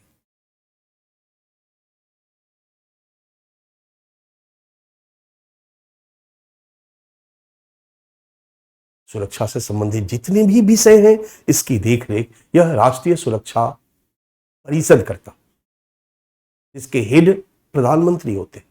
और प्रधानमंत्री को सलाह देने के लिए एक राष्ट्रीय सुरक्षा सलाहकार होता है बच्चा। आपको पता है इस समय नेशनल सिक्योरिटी एडवाइजर, राष्ट्रीय सुरक्षा सलाहकार कौन है? नाम सुना होगा आपने, अजीत डोभाल। फिलहाल में यही है, इन्हीं के जिम्मे है और इनका काम है राष्ट्रीय सुरक्षा परिषद के कार्यकारी प्रधानमंत्री को सुरक्षा से संबंधित सलाह उपलब्ध कराना। राष्ट्रीय सुरक्षा सलाहकार, national security adviser, national security adviser नहीं, सॉरी, सही है, नेशनल सिक्योरिटी काउंसिल। ये कार्यकारी कौन हुआ? प्रधानमंत्री, पीएम, वो सुरक्षा संबंधी सुझाव देते हैं। वर्तमान में अजीत डोभाल, आइडिया मिल गया होगा। तो नेशनल सिक्योरिटी काउंसिल हो गया, पीएम उसके हेड हो गए, और पीएम को सलाह देने के लिए एक राष्ट्रीय सुरक्षा सलाहकार की नियुक्ति होती है। अब पीएम का सारा हेड अकेले लिए, अब देश की सुरक्षा में यही लगे हुए, हर तरह की सुरक्षा। समझ सकते हो कि सुरक्षा से संबंधित मामलों में प्रधानमंत्री का सबसे करीबी राष्ट्रीय सुरक्षा सलाहकार होता अजीत डोभाल जी। ये है मैकेनिज्म, समझ में आ रहा? गृह मंत्रालय तो कर ही रहा है, उसके हेड गृह मंत्रालय, गृह मंत्री है, अमित शाह जी है एट प्रेजेंट। बट एक जो हमारा राष्ट्रीय सुरक्षा, क्योंकि गृह मंत्रालय, रक्षा सब है ना, एक पूरे देश की सुरक्षा का एक काउंसिल है, उसके हेड पीएम है, और उसको सलाह देने के लिए एक राष्ट्रीय सुरक्षा सलाहकार है, नेशनल सिक्योरिटी एडवाइजर है, अभी वर्तमान में अजीत डोभाल। और ये जो काउंसिल है ना बच्चा, इसी संदर्भ में एक राष्ट्रीय सुरक्षा सलाहकार बोर्ड भी है। अजीत डोभाल जी अकेले नहीं, एक पूरा बोर्ड है, राष्ट्रीय सुरक्षा सलाहकार board, national security advisory board. और इसमें अलग अलग क्षेत्र के स्पेशलाइज्ड लोग होते हैं, अलग अलग क्षेत्र के विशेषज्ञ समूह होते हैं। परमाणु हथियारों से संबंधित अलग विशेषज्ञ समूह है, आजकल साइबर अटैक की संभावनाएं ज्यादा है तो उससे जुड़े हुए अलग विशेषज्ञ समूह होते हैं। हमारी आर्मी, हमारी नेवी, हमारी हर क्षेत्र के अलग अलग विशेषज्ञ समूह इस राष्ट्रीय सुरक्षा सलाहकार बोर्ड में होते हैं। विभिन्न क्षेत्रों के विशेषज्ञों का समूह जो देश में सुरक्षा संबंधित नीतियों के निर्माण हेतु सलाह, सुझाव, प्रस्ताव प्रस्तुत करता है। इस तरह से ये 3 विंग है जिनकी जिम्मेवारी पूरे देश की सुरक्षा, आप समझ सकते हो। रक्षा मंत्रालय, गृह मंत्रालय अलग अलग, बट इनके सामने पूरे देश की सुरक्षा। राइट। अब हम वापस मिनिस्ट्री ऑफ होम अफेयर्स पे आते हैं और उनके केंद्रीय सशस्त्र बल के बारे में देखने का प्रयास करते हैं। मैंने संरचना आपको दिखा दिया, गृह मंत्रालय की संरचना दिखा दी। अब हम आते हैं केंद्र के स्तर पर, राज्य के स्तर पर मैंने आपको दिखा दिया। केंद्र के स्तर पर हमारे सशस्त्र बल कौन कौन से हैं। मैंने बहुत पहले आपसे कहा था बच्चा कि कुछ सशस्त्र बल हमें अंग्रेजी शासनकाल से विरासत में मिला। सीआरपीएफ अंग्रेजी शासनकाल से मिला।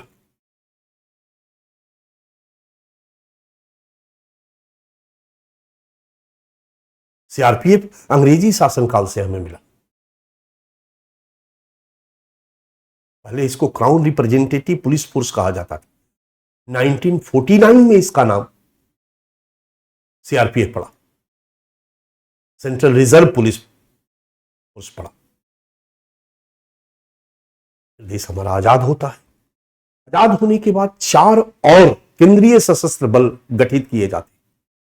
पहला, भारत चाइना युद्ध के बाद 2 सशस्त्र बल गठित किए जाते हैं, आईटीबीपी और एसएसबी। आईटीबीपी और एसएसबी। फिर भारत पाकिस्तान युद्ध के बाद बीएसएफ का गठन किया जाता है और इन तीनों को अलग अलग सीमा सुरक्षा की जिम्मेदारी दी जाती है। ये 3 हो गए। और 1969 में भारत के महत्वपूर्ण स्थलों की सुरक्षा के लिए एक और सशस्त्र बल सीआईएसएफ के नाम से गठित किया जाता है। इन 5 को हम केंद्रीय सशस्त्र पुलिस बल कहते हैं। केंद्रीय सशस्त्र बल, और ये 5 को हम केंद्रीय सशस्त्र पुलिस बल कहते हैं। ये 5 हैं CRPF, ITBP, SSB, BSF, CISF. और फिर कुछ केंद्रीय अर्धसैनिक बल है। अर्धसैनिक बल, पारामिलिट्री का मतलब होता है बच्चा कि ये मिनिस्ट्री ऑफ डिफेंस से जुड़े होते, आर्मी से भी जुड़े होते, बट कुछ मामलों में होम मिनिस्ट्री से भी जुड़े होते। असम राइफल्स, राष्ट्रीय राइफल्स, एसएफएफ फ्रंटियर फोर्स,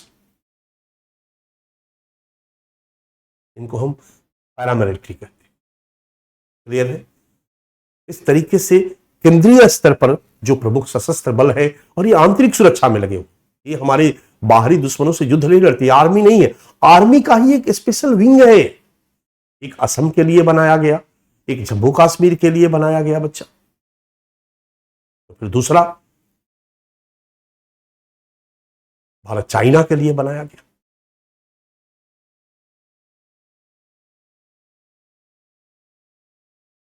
चलिए अब हम सबसे पुराना के हिसाब से इसको हम रखते चलेंगे और क्रमवार ढंग से देखेंगे तो हमारे केंद्रीय स्तर पर सशस्त्र बलों में सबसे पहला सशस्त्र बल है Assam rifles. Assam rifles. Assam rifles का गठन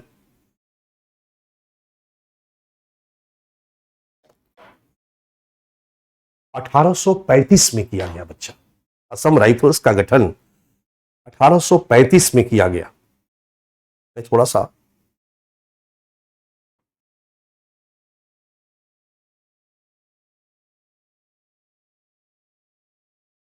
मैं सही हूं। मैंने सोचा कि एक बार गूगल में सर्च कर लूं। असम राइफल्स का गठन 1835 में किया गया।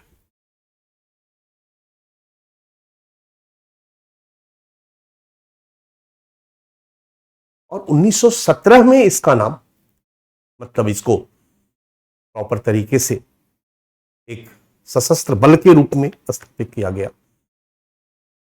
इसको पहले 1835 में इसका नाम कछार लेवी के नाम से था। ये असम राइफल्स नहीं कहलाता था, एक कछार लेवी कहलाता था। 1917 में इसका नामकरण असम राइफल्स किया गया। 1917 में इसका नामकरण असम राइफल्स किया गया। थोड़ा सा यहां पर कंफ्यूजन था हमारे टाइपिस्ट का, 17 में नहीं 71 में, इसलिए मुझे देखना पड़ा क्योंकि मेरे दिमाग में जो कंसेप्ट बना है वो सही है। 1835 में इसका गठन कछार लेवी के नाम से हुआ और 1971 में ये असम राइफल्स इसका नामकरण किया गया, क्योंकि मेरे दिमाग में घटनाक्रम, ठीक है, इसलिए मैंने अपने स्लाइड में देखा कि टाइपिंग में कहीं कुछ गलत है तो मैंने उसको सुधरवा दिया। आपको जो भेजूंगा उसको मैं सुधरवा करके भेजूंगा, ठीक है। दरअसल भारत में जब अंग्रेज थे तो जब नॉर्थ ईस्ट में, नॉर्थ ईस्ट जो था उसका एक ही नाम था, ये अलग अलग राज्य नहीं थे। मैं आपको जो 4 क्लास नॉर्थ ईस्ट पे पढ़ाया हूं वहां मैंने क्लियर कर दिया। ये पहले असम प्रोविंस हुआ करता था। असम प्रोविंस एक प्रशासनिक इकाई थी ब्रिटिश भारत की, और इसी असम प्रोविंस के माध्यम से ब्रिटिश ईस्ट इंडिया कंपनी, जो ब्रिटिश भारत है, भारत की जो अंग्रेजी सरकार है, वो इस इलाके पर शासन करती थी। और असम प्रोविंस में ढेर सारे ट्राइबल कम्युनिटी के लोग थे। अंग्रेज जाकर के चाय बागान का काम शुरू कर दिए थे। ये जो ट्राइब्स थे, खास करके नागा, नागा बड़े खूंखार जनजाति थे। ये जो ट्राइब्स थे वो बार बार अटैक किया करते थे इनके ऊपर, अंग्रेजी पुलिस फोर्स के ऊपर, उनके चाय बागानों में उनके अधिकारियों के ऊपर। तो उन जनजातियों से सुरक्षा के लिए 1835 में कछार लेवी के नाम से एक सुरक्षा बल का स्पेशल गठन किया गया और आजादी तक ये सुरक्षा बल अंग्रेजी शासनकाल में विद्यमान रहा। जब हमारा देश आजाद हुआ तो ये सुरक्षा बल भी साथ साथ आजाद भारत को प्राप्त हुआ और 1971 में इस सुरक्षा बल का नाम बदल कर दिया गया असम राइफल्स, और इसकी जिम्मेदारी दी गई भारत म्यांमार सीमा सुरक्षा। मैंने पहले भी आपको चर्चा किया है कि ये भारत म्यांमार सीमा, भारत बर्मा सीमा की सुरक्षा का काम करता है। मैंने दिखाया था कि अब हाल में इस साल 2024 में बीएसएफ को भी भारत म्यांमार सीमा की ऊपर तैनात किया जा रहा। मैंने चर्चा किया था, याद करो। अदरवाइज असम राइफल्स ही है जो भारत म्यांमार सीमा सुरक्षा का काम करता है। और इसके अलावा असम राइफल्स पूरे नॉर्थ ईस्ट में लॉ एंड ऑर्डर मेंटेन करने में सहयोग देता है, तैनात किया गया है, क्योंकि नॉर्थ ईस्ट उग्रवाद प्रभावित इलाका है। यही है बच्चा असम राइफल्स।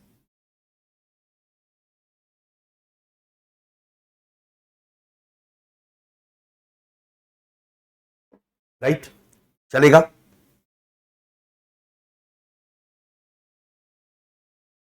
ओके, चलिए। सीआरपीएफ, असम राइफल्स के बारे में मोटा मोटी मैंने बता दिया। अभी भारत म्यांमार सीमा सुरक्षा की जिम्मेदारी इनको दी गई। अगला है हमारा सीआरपीएफ। मैंने पहले ही बताया था कि 1939 में इसका गठन किया गया, जब हमारे यहां स्वतंत्रता आंदोलन चरम पर था। उस समय इस सुरक्षा बल का गठन किया गया क्राउन रिप्रेजेंटेटिव पुलिस फोर्स के रूप में, CRPF, crown representative police force. और 1949 में, 47 में देश आजाद हुआ, ये सीआरपीएफ हमारे आजाद भारत को प्राप्त हुआ और इसका नाम 1949 में सीआरपीएफ में क्राउन रिप्रेजेंटेटिव पुलिस फोर्स हटा दिया गया और सेंट्रल रिजर्व पुलिस फोर्स रख दिया। Central reserve police force, central reserve police force, CRPF, crown representative के जगह। और आजादी के बाद केंद्रीय सशस्त्र बल, मिनिस्ट्री ऑफ होम अफेयर्स के अंतर्गत ये 2 प्रमुख सुरक्षा बल मिले। मिनिस्ट्री ऑफ होम अफेयर्स में मेन एक ही था, सीआरपीएफ था। असम राइफल्स तो मिनिस्ट्री ऑफ डिफेंस में था, पैरामिलिट्री के रूप में था, तो एक पैरामिलिट्री मिला आजाद भारत को, और बाकी सेना तो मिली ही मिली, आर्मी, नेवी, जल सेना, थल सेना, वायु सेना, ये तो तीनों मिली। ये अंग्रेजी शासनकाल से ही गठित थी। असम राइफल्स पैरामिलिट्री के रूप में हमको मिला और सीआरपीएफ हमको केंद्रीय सशस्त्र बल के रूप में मिला। आज सीआरपीएफ भारत की सबसे बड़ी, सबसे ज्यादा संख्या वाली केंद्रीय सशस्त्र बल है। 3,19,000 असम राइफल्स में हम लोगों ने देखा, लगभग 63,747 63,000 पुलिस फोर्स है, और सीआरपीएफ में 3,19,000 3,19,000 अप्रोक्स 3,20,000 3.2 लाख पुलिस फोर्स है। सीआरपीएफ को कोई बॉर्डर सिक्योरिटी का काम नहीं दिया गया है। सीआरपीएफ को भारत के अलग अलग क्षेत्रों में तैनात किया जाता है। जम्मू कश्मीर में भी तैनात है, जहां जहां उग्रवाद से प्रभावित क्षेत्र है, जहां जहां आसान क्षेत्र है, जहां समस्याएं हैं, वहां सीआरपीएफ को तैनात कर दिया जाता है। राज्य सरकारें मांग करती है कि हे केंद्र भाई, हमारे इस क्षेत्र में लॉ एंड ऑर्डर की प्रॉब्लम आई है, नक्सलवाद बढ़ गया है, आप कुछ केंद्रीय सशस्त्र बल भेजिए। तब जाकर भारत सरकार वहां पर कुछ सीआरपीएफ की बटालियन को तैनात कर देती है। जो नक्सल प्रभावित राज्य हैं, वामपंथी उग्रवाद से प्रभावित राज्य हैं, वहां पर सीआरपीएफ की तैनाती की गई। यही है सीआरपीएफ। सीआरपीएफ के स्पेशलाइज्ड विंग भी है, मैंने आपको बताया था। सीआरपीएफ के ही कुछ बटालियन को ट्रेंड किया जाता है नक्सली उग्रवादियों से लड़ने के लिए, नक्सलवादियों से लड़ने के लिए, वामपंथी उग्रवादियों से लड़ने के लिए। हालों में जंगलों में कैसे गुरिल्ला युद्ध प्रणाली का मुकाबला किया जाएगा, इसके लिए स्पेशलाइज किया गया। कोबरा नाम आपने सुना होगा, या आपने सुना होगा एक रैपिड एक्शन फोर्स। आप अगर ध्यान करोगे तो रैपिड एक्शन फोर्स आरएएफ, अक्सर कहीं पर थोड़ा सा स्टूडेंट अगर आंदोलन करने लगे, तोड़फोड़ मचाने लगे, वहां पर रैपिड एक्शन फोर्स आ जाती है, पूरा टोपी उपी लगाए हुए, डंडा लिए हुए। या अगर कोई सांप्रदायिक दंगा किसी राज्य में होता है तो रैपिड एक्शन फोर्स को तैनात कर दिया जाता है। ये रैपिड एक्शन फोर्स बच्चा सीआरपीएफ का ही विंग है, सीआरपीएफ ही है। रैपिड एक्शन फोर्स में अलग से पुलिस बलों की तैनाती नहीं होती है, बल्कि सीआरपीएफ के ही कुछ लोगों को निकाल करके उनको थोड़ा स्पेशल ट्रेनिंग दिया जाता है। स्पेशल ट्रेनिंग इस सेंस में दिया जाता है आरएएफ के लिए। कोबरा के लिए तो ट्रेनिंग दी गई कि कैसे नक्सलियों से लड़ना है, लेकिन आरएएफ को ट्रेनिंग दी जाती है कि अगर हमारे समाज के ही दो लोग, अपराधी नहीं है, लेकिन अगर दो लोगों में तनाव आ जाए, दो लोग लड़ने लगे, एक दूसरे को मारने लगे, जैसे हिंदू मुस्लिम सांप्रदायिक का, यहां कोई क्रिमिनल नहीं, सांप्रदायिक तनाव है, किसी क्षेत्र के लोगों का दूसरे क्षेत्र के लोगों के साथ तनाव, क्षेत्रवाद, सांप्रदायिक तनाव है, सामुदायिक तनाव है, या कहीं छात्र आंदोलन उभर कर सामने आया और छात्र तोड़फोड़ मचाने लगे, पब्लिक उनको दौड़ाने लगी, विभिन्न तरीके हैं। यहां पर देखना यह है कि ये हमारे देश के क्रिमिनल नहीं है, इनके साथ ट्रीटमेंट क्रिमिनल वाला नहीं है। इनके साथ निपटने के लिए इनको बेसिस ट्रेनिंग दी जाती है। इसी को रैपिड एक्शन फोर्स के रूप में सीआरपीएफ के एक विंग को तैनात किया जाता है, और इस तरह का जहां भी मामला आता है रैपिड एक्शन फोर्स को लगा दिया जाता है। अब धीरे धीरे समझ में आ रहा होगा कि अलग अलग कामों के लिए हमने किस तरीके से अपने पुलिस बल को नियोजित किया। आजादी के बाद हमारे सीआरपीएफ और असम राइफल्स मिला। इधर भारत चीन युद्ध हुआ 1962 में, और जब भारत चीन युद्ध हुआ तो हमारी बुरी हार हुई, और चीन धड़धड़ा करके अंदर घुस गया था। मैंने बताया था आपको, इतनी तेजी से अंदर गया कि हमारे लिए बहुत बड़ी चिंता उभर कर सामने आई। हमारे सेना के जवान तो सो रहे थे। अभी तक हमारा सिस्टम था कि हमारे सेना के जवान अलग अलग कैंटोनमेंट एरिया में सोते हैं, आराम करते हैं, बढ़िया बढ़िया खाना दिया जाता है, खाते हैं, पीते हैं, खेलते कूदते हैं, फिजिकली अपने को फिट रखने का प्रयास करते हैं, और जब भी युद्ध होता है ना, उन सेना के जवानों को आगे कर दिया जाता है, वो युद्ध लड़ते। लेकिन हमारी सरकार ने 1962 के भारत चीन युद्ध के बाद महसूस किया कि नहीं,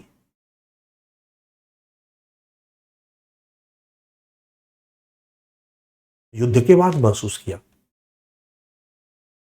कि हमारे केंद्रीय सशस्त्र बल का गठन करके सीमा पर इनको तैनात किया जाना चाहिए। ये डिफेंस का काम नहीं कर रहे, ये रक्षा का काम नहीं, आंतरिक सुरक्षा का काम करेंगे। स्मगलर को आने से रोकेंगे, आतंकी को घुसने से रोकेंगे, और जैसे ही युद्ध की स्थिति आएगी ये पीछे चले जाएंगे, सेना आगे आ जाएगी। तो जो आसानी से घुस गई थी चीन, आसानी से नहीं घुस पाएगी। सीमा सुरक्षा की जिम्मेदारी के लिए कुछ केंद्रीय सशस्त्र बलों का गठन करना, उनको तैनात करना जरूरी। और इसी सोच ने पहली बार भारत चीन युद्ध के बाद 1962 आईटीबीपी के गठन, इंडो तिब्बत बॉर्डर पुलिस, इसका नाम ही रखा गया बॉर्डर पुलिस, आईटीबीपी का गठन किया गया।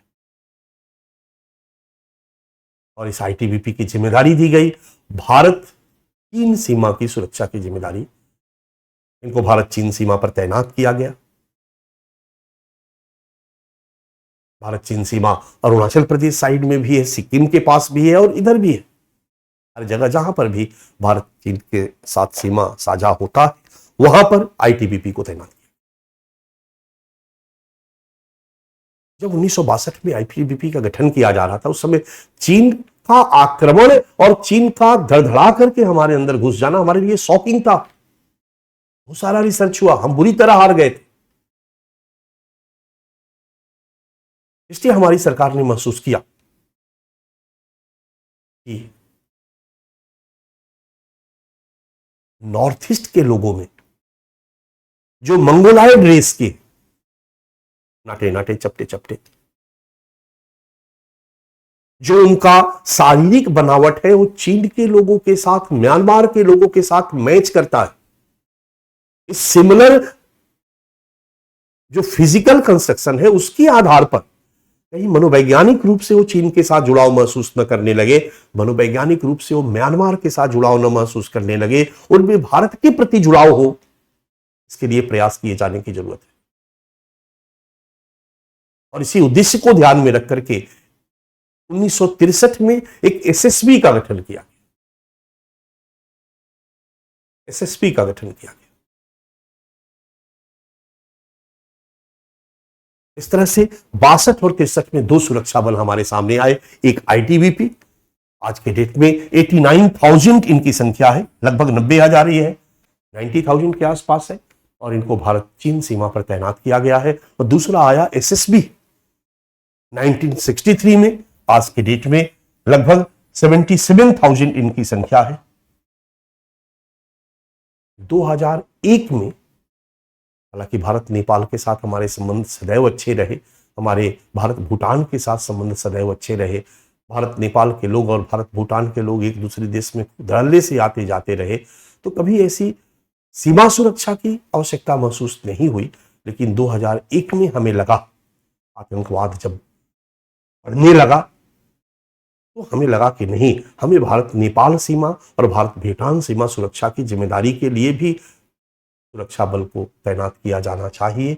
और एसएसबी को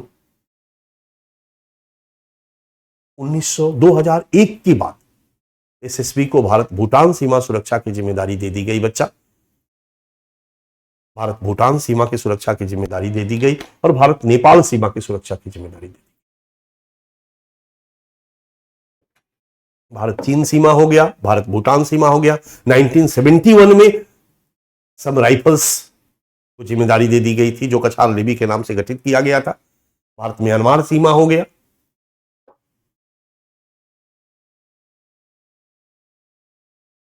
1965 में हमारा भारत के साथ, पाकिस्तान के साथ भारत का युद्ध हुआ, और 65 के युद्ध के बाद हमें महसूस हुआ कि भारत पाकिस्तान सीमा सुरक्षा के लिए भी एक केंद्रीय सशस्त्र बल का होना जरूरी है। और फाइनली जाकर के हम लोगों ने 1965 में बीएसएफ का गठन किया, बॉर्डर सिक्योरिटी फोर्स। आज इसकी संख्या 2,56,000 है, 2.56 लाख है। और इनको जिम्मेदारी क्या दी गई है? भारत पाकिस्तान सीमा सुरक्षा की जिम्मेदारी इनको दी गई है। और भारत बांग्लादेश सीमा सुरक्षा की जिम्मेदारी दी गई है, क्योंकि उस समय बांग्लादेश की सीमा भी, और बहुत बड़ी सीमा है बांग्लादेश की, हम लोगों ने देखा है। उधर त्रिपुरा से लेकर के आपने देखा होगा, त्रिपुरा पूरा असम मेघालय ऐसे घुमा हुआ है, तो सीमा भी बहुत लंबी है। और इधर पाकिस्तान की सीमा है, 2,56,000 बीएसएफ के जवान आज भारत पाकिस्तान सीमा और भारत बांग्लादेश सीमा सुरक्षा पर लगे हुए।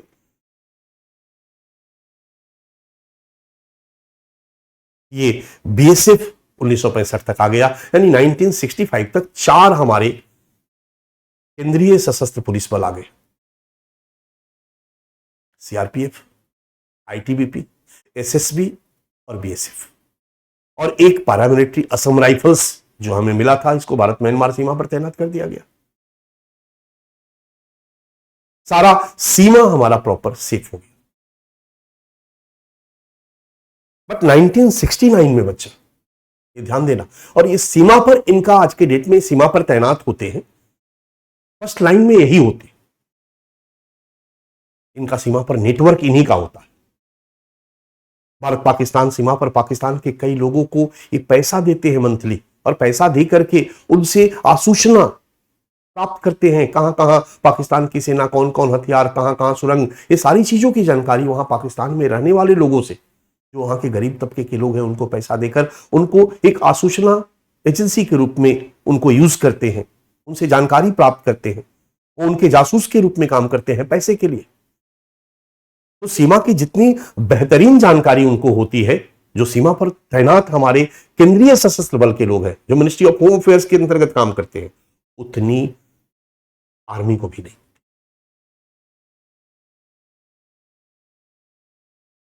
और जैसे ही युद्ध की स्थिति होती है, आर्मी आगे चली जाती है और बीएसएफ पीछे हो जाती है। बीएसएफ सहयोग करती है अगर जरूरत पड़ने पर, नहीं तो युद्ध आर्मी लड़ती है। क्लियर है?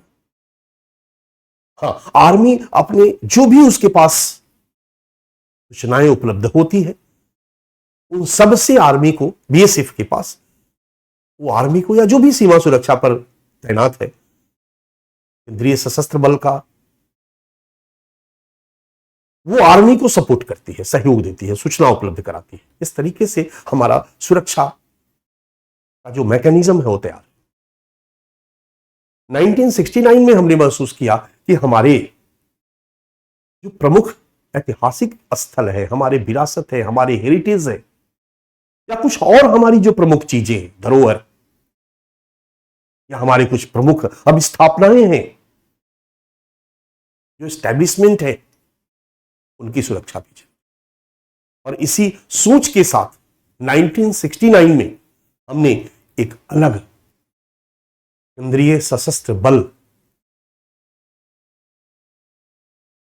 का गठन किया, जिसको हम सीआईएसएफ के नाम से जानते हैं,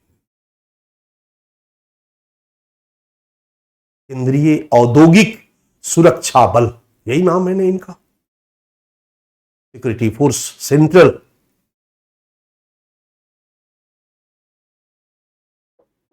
इनका काम है प्रोटेक्शन एंड सिक्योरिटी, स्लोगन ही है इनका, प्रोटेक्शन एंड सिक्योरिटी। और आज के डेट में सीआईएसएफ के 1,50,000 जवान हैं। इनका स्ट्रेंथ 1.5 लाख का है, और 1.5 लाख के साथ ये भारत के प्रमुख अभिस्थापनाओं की सुरक्षा के लिए तैनात है। मेट्रो की सुरक्षा सीआईएसएफ के जिम्मे। एयरपोर्ट पे कौन से पुलिस होते हैं? जब आप एयरपोर्ट पे टिकट लेकर के अंदर जाते हैं, चेक इन कराते हैं बच्चा, सिक्योरिटी चेक में जब आप जाते हैं, तो जो भी सुरक्षा जांच के लिए वहां पर तैनात होते हैं हमारे सिपाही, वो सीआईएसएफ के होते हैं, सिपाही या अधिकारी। लाल किला की सुरक्षा कौन करेगा? सीआईएसएफ करेगा। कुतुब मीनार की सुरक्षा कौन करेगा? सीआईएसएफ करेगा। इस तरीके से ये 5 हमारे केंद्रीय सशस्त्र बल है, 5 हमारे केंद्रीय सशस्त्र बल है। इसके अलावा अलग अलग समय पर कुछ और सशस्त्र बलों को तैनात किया गया। 1984 में इंदिरा गांधी की हत्या होती है बच्चा, और पूरे पंजाब में आतंकवाद फैलने लगता है, तो महत्वपूर्ण व्यक्तियों की रक्षा के लिए सरकार को लगता है कि भारत के प्रधानमंत्री या इस टाइप के कुछ महत्वपूर्ण जो व्यक्ति है, उनकी सुरक्षा के लिए कुछ अलग से सुरक्षा बल होना चाहिए। और 1984 में एनएसजी का गठन किया जाता है, नेशनल सिक्योरिटी गार्ड का गठन किया जाता है। एनएससी का गठन किया जाता है। एनएससी का गठन जो हो रहा था तो इंदिरा गांधी की हत्या के बाद जो हमारे देश के महत्वपूर्ण व्यक्ति हैं उनकी रक्षा के लिए किया गया। बट कालांतर में एनएससी को मुख्यतया आतंक रोधी बल के रूप में कर दिया गया और प्रधानमंत्री और महत्वपूर्ण लोगों के लिए ब्लैक कैट कमांडो एसपीजी का गठन, हमारे प्रधानमंत्री वगैरह के लिए एसपीजी का गठन किया गया। ये सारी चीजें की गई और आज के डेट में एनएससी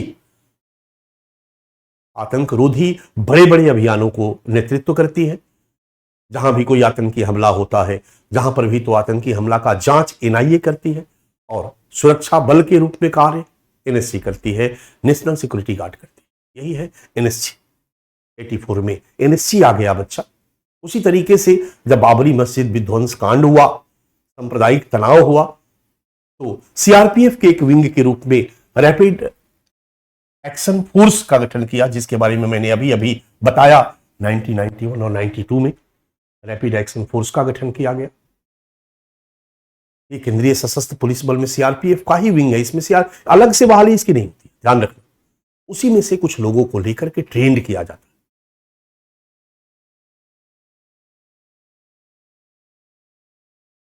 इसके अलावा 1971 से एक नया कंसेप्ट आया बच्चा, इंडिया रिजर्व बटालियन का। इंडिया रिजर्व बटालियन का, जहां जहां किसी किसी राज्य में अगर कोई बहुत बड़ी समस्या आई है तो वहां पर उन समस्या के समाधान के लिए सुरक्षा बल के रूप में इंडिया रिजर्व बटालियन का गठन किया जाता है। 1971 से इंडिया रिजर्व बटालियन का गठन शुरू किया गया और आज के डेट में इस बटालियन के तहत 66,000 स्ट्रेंथ है इंडिया रिजर्व बटालियन की। इस तरह के India reserve battalion north east में तैनात किए गए हैं। इंडिया रिजर्व बटालियन जितने भी हमारे वामपंथी उग्रवाद प्रभावित क्षेत्र हैं वहां पर तैनात किए गए हैं। और मैं वामपंथी उग्रवाद आपको पढ़ा रहा था तो लगभग मैं कलेक्ट कर रहा था, वहां पर आप लोगों ने देखा जहां भी इस तरह की चीजें होती। और वहीं पर मैंने नक्सलवाद पढ़ा रहा था तो दिखाया कि सीआरपीएफ के ही विंग के रूप में एक बस्तर बटालियन का गठन शुरू किया गया। सो बस्तर बटालियन सीआरपीएफ है। बस फर्क यही है कि सीआरपीएफ के नियम में बदलाव लाया गया था। सीआरपीएफ की बहाली होती थी तो ऑल ओवर इंडिया से लोग आते थे, लेकिन सीआरपीएफ का जब बस्तर बटालियन बनाया गया तो केवल बस्तर के क्षेत्र को तवज्जो दिया गया, क्योंकि वहां के लोकल लोग रहेंगे, वहां नक्सलवाद के उन्मूलन में काफी वो कारगर होंगे। इंडिया रिजर्व बटालियन ये है बच्चा हमारा केंद्रीय स्तर पर पुलिस फोर्स। केंद्रीय स्तर पर police force ministry of home affairs के अंतर्गत हमारा पुलिस फोर्स। और फिर हमारे तटवर्ती पुलिस एक है, ये भी मिनिस्ट्री ऑफ होम अफेयर्स के तहत काम करती है। मैंने आपको समुद्री सीमा सुरक्षा की बात करी थी ना, तो सबसे 200 समुद्री मील लास्ट बॉर्डर पे कौन खड़ा रहता है बताओ? नेवी, उनकी जिम्मेदारी है। और सबसे समुद्री तट पर कौन होता है? तटीय पुलिस, जो गृह मंत्रालय के अधीन काम करती है। और मैंने दिखाया था कि 183 तटीय पुलिस स्टेशन है हमारे पास, जो हमारे समुद्र की तटीय सुरक्षा में लगे हुए हैं। और तट से 12 समुद्री मील तक की जिम्मेदारी इनकी है। तट से 12 समुद्री मील की जिम्मेदारी इनकी है। और 12 समुद्री मील से 200 समुद्री मील तक के लिए इंडियन कोस्ट गार्ड है, तट रक्षक बल है। उनकी संख्या लगभग 10,500 है। हम लोगों ने भी कहा था कि यह संख्या बहुत ही कम है इतने बड़े समुद्री एरिया के पेट्रोलिंग के लिए। इंडियन कोस्ट गार्ड, और Indian coast guard ministry of defence के अंतर्गत होती है बच्चा। नेवी मिनिस्ट्री ऑफ डिफेंस के अंतर्गत होती है, but ministry of home affairs के अंतर्गत तटीय पुलिस है, जो समुद्र के तट से 12 समुद्री मील तक की सुरक्षा की जिम्मेदारी में लगी हुई है। जैसे बीएसएफ है, जैसे है तटीय पुलिस, ये केंद्र के मिनिस्ट्री ऑफ होम अफेयर्स के अधीन। इस तरह से भारत के गृह मंत्रालय के अधीन ये सभी सुरक्षा बल हैं, जो विभिन्न रूपों में भारत की सुरक्षा में लगे हुए हैं। इसमें असम राइफल्स को छोड़कर, असम राइफल्स को मैंने शुरू में इसलिए डाल दिया बच्चा क्योंकि हम अंग्रेजी शासनकाल से कौन कौन पुलिस बल हमें मिला, उसका एक कंसेप्ट मैं आपको समझाना चाह रहा था।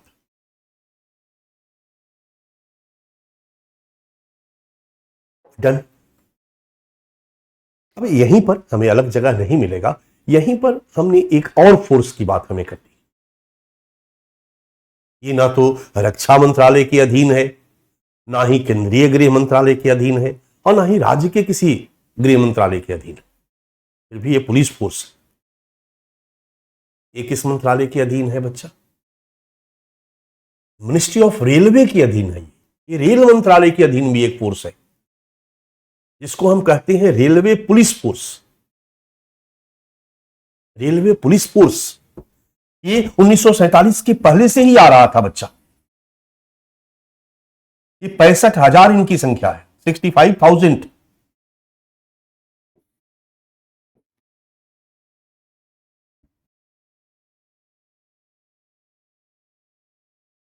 और इनका काम है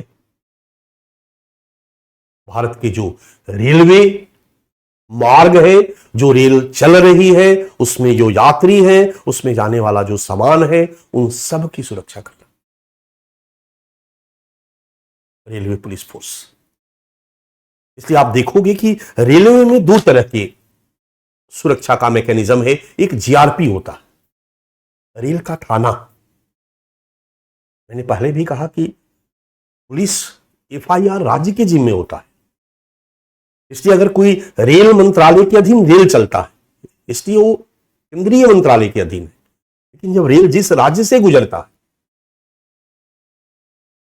जो स्टेशन जिस राज्य में होता है, हर स्टेशन पर एक पुलिस स्टेशन होता है, एक थाना होता है, उसको हम जीआरपी कहते हैं। वो राज्य का थाना होता है। अगर आपके पिताजी बिहार में, उत्तर प्रदेश में थाना इंचार्ज है, एसएचओ है, उनकी पोस्टिंग होती रहती है। वो कभी इलाहाबाद के एसएचओ बन सकते हैं, तो कभी जीआरपी में इलाहाबाद रेलवे स्टेशन के एसएचओ बन सकते हैं। ट्रांसफर होता रहता है।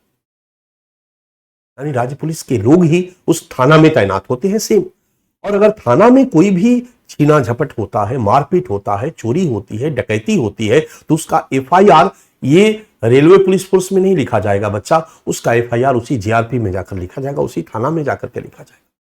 जांच की जिम्मेदारी उसी आईओ की होगी। तो फिर ये क्या है? ये बस फोर्स है। ये केवल फोर्स होता है जो सुरक्षा का काम करता है। इसलिए कई बार जीआरपी के साथ मिलकर के काम करता है। ये रेल में घूमता रहता है। It's called railway police force. ठीक है, इसको मैंने यहीं पर डिस्कस कर दिया।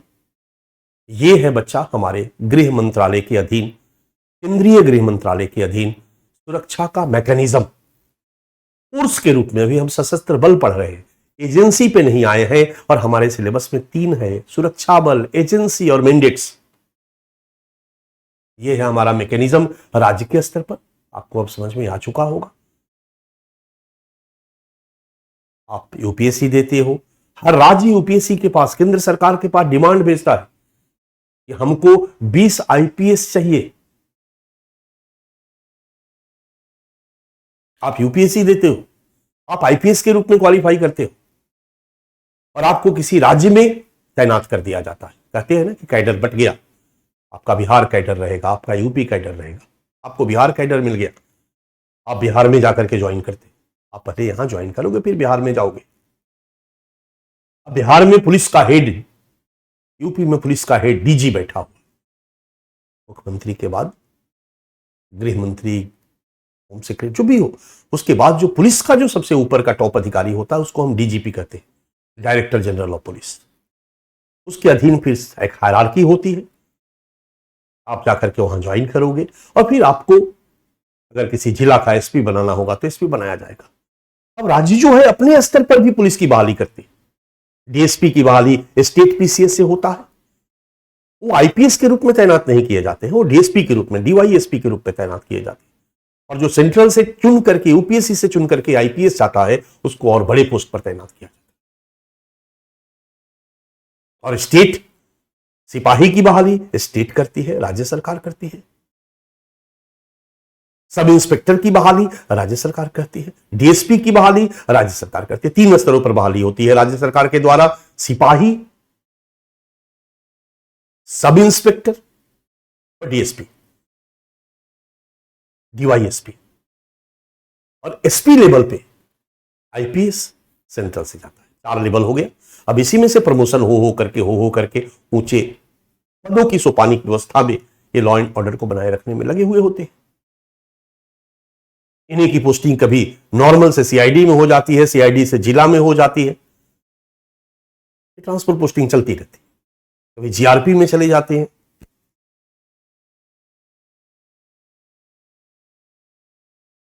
अब हम थोड़ा सा रक्षा मंत्रालय का कहानी देख ले। हमारा भारत का रक्षा में 2 मंत्रालय हैं, गृह मंत्रालय और केंद्रीय स्तर पर रक्षा मंत्रालय। और रक्षा मंत्रालय के स्तर पर भारतीय सशस्त्र बल की अगर हम बात करें तो हमारे सामने मुख्य रूप से 3 है बच्चा। एक है इंडियन आर्मी, रक्षा मंत्रालय में रक्षा मंत्री प्रमुख होते हैं, रक्षा सचिव एक होते हैं जो रक्षा मंत्री के नीचे जो आईएएस सीनियर होते हैं रक्षा सचिव होते हैं। और इसके अंतर्गत 3 हमारी सेनाएं होती है जो रक्षा मंत्रालय के अधीन होती है और इनका काम है बाह्य दुश्मनों से देश की रक्षा करना। इंडियन आर्मी, इंडियन एयरफोर्स और इंडियन नेवी। अदर्स अन्य भी कुछ है जो मिनिस्ट्री ऑफ डिफेंस के अंतर्गत काम करते हैं। मैंने कहा Assam rifles ministry of defence के अंतर्गत होता है, राष्ट्रीय राइफल्स मिनिस्ट्री ऑफ डिफेंस के अंतर्गत होता है, frontier force ministry of defence के अंतर्गत होता है, special frontier force ministry of defence के अंतर्गत होता है। इस तरह के कुछ, या इंडियन कोस्ट गार्ड मैंने कहा था नेवी के पीछे जो रहता है मिनिस्ट्री ऑफ डिफेंस के अंतर्गत होता है। वो अदर्स में हम लोग उसको देख सकते हैं। ये है हमारे रक्षा मंत्रालय के अधीन भारतीय सेना, इंडियन एयरफोर्स, इंडियन नेवी और अदर्स। और अब हम भारतीय सेना रक्षा मंत्री के बाद हर सेना का एक हेड होता है। आर्मी का एक हेड होता है, नेवी का एक हेड होता है। आपने देखा होगा आर्मी का एक अलग हेड हो गया, आर्मी का एक हेड हुआ, नेवी का एक हेड हो गया और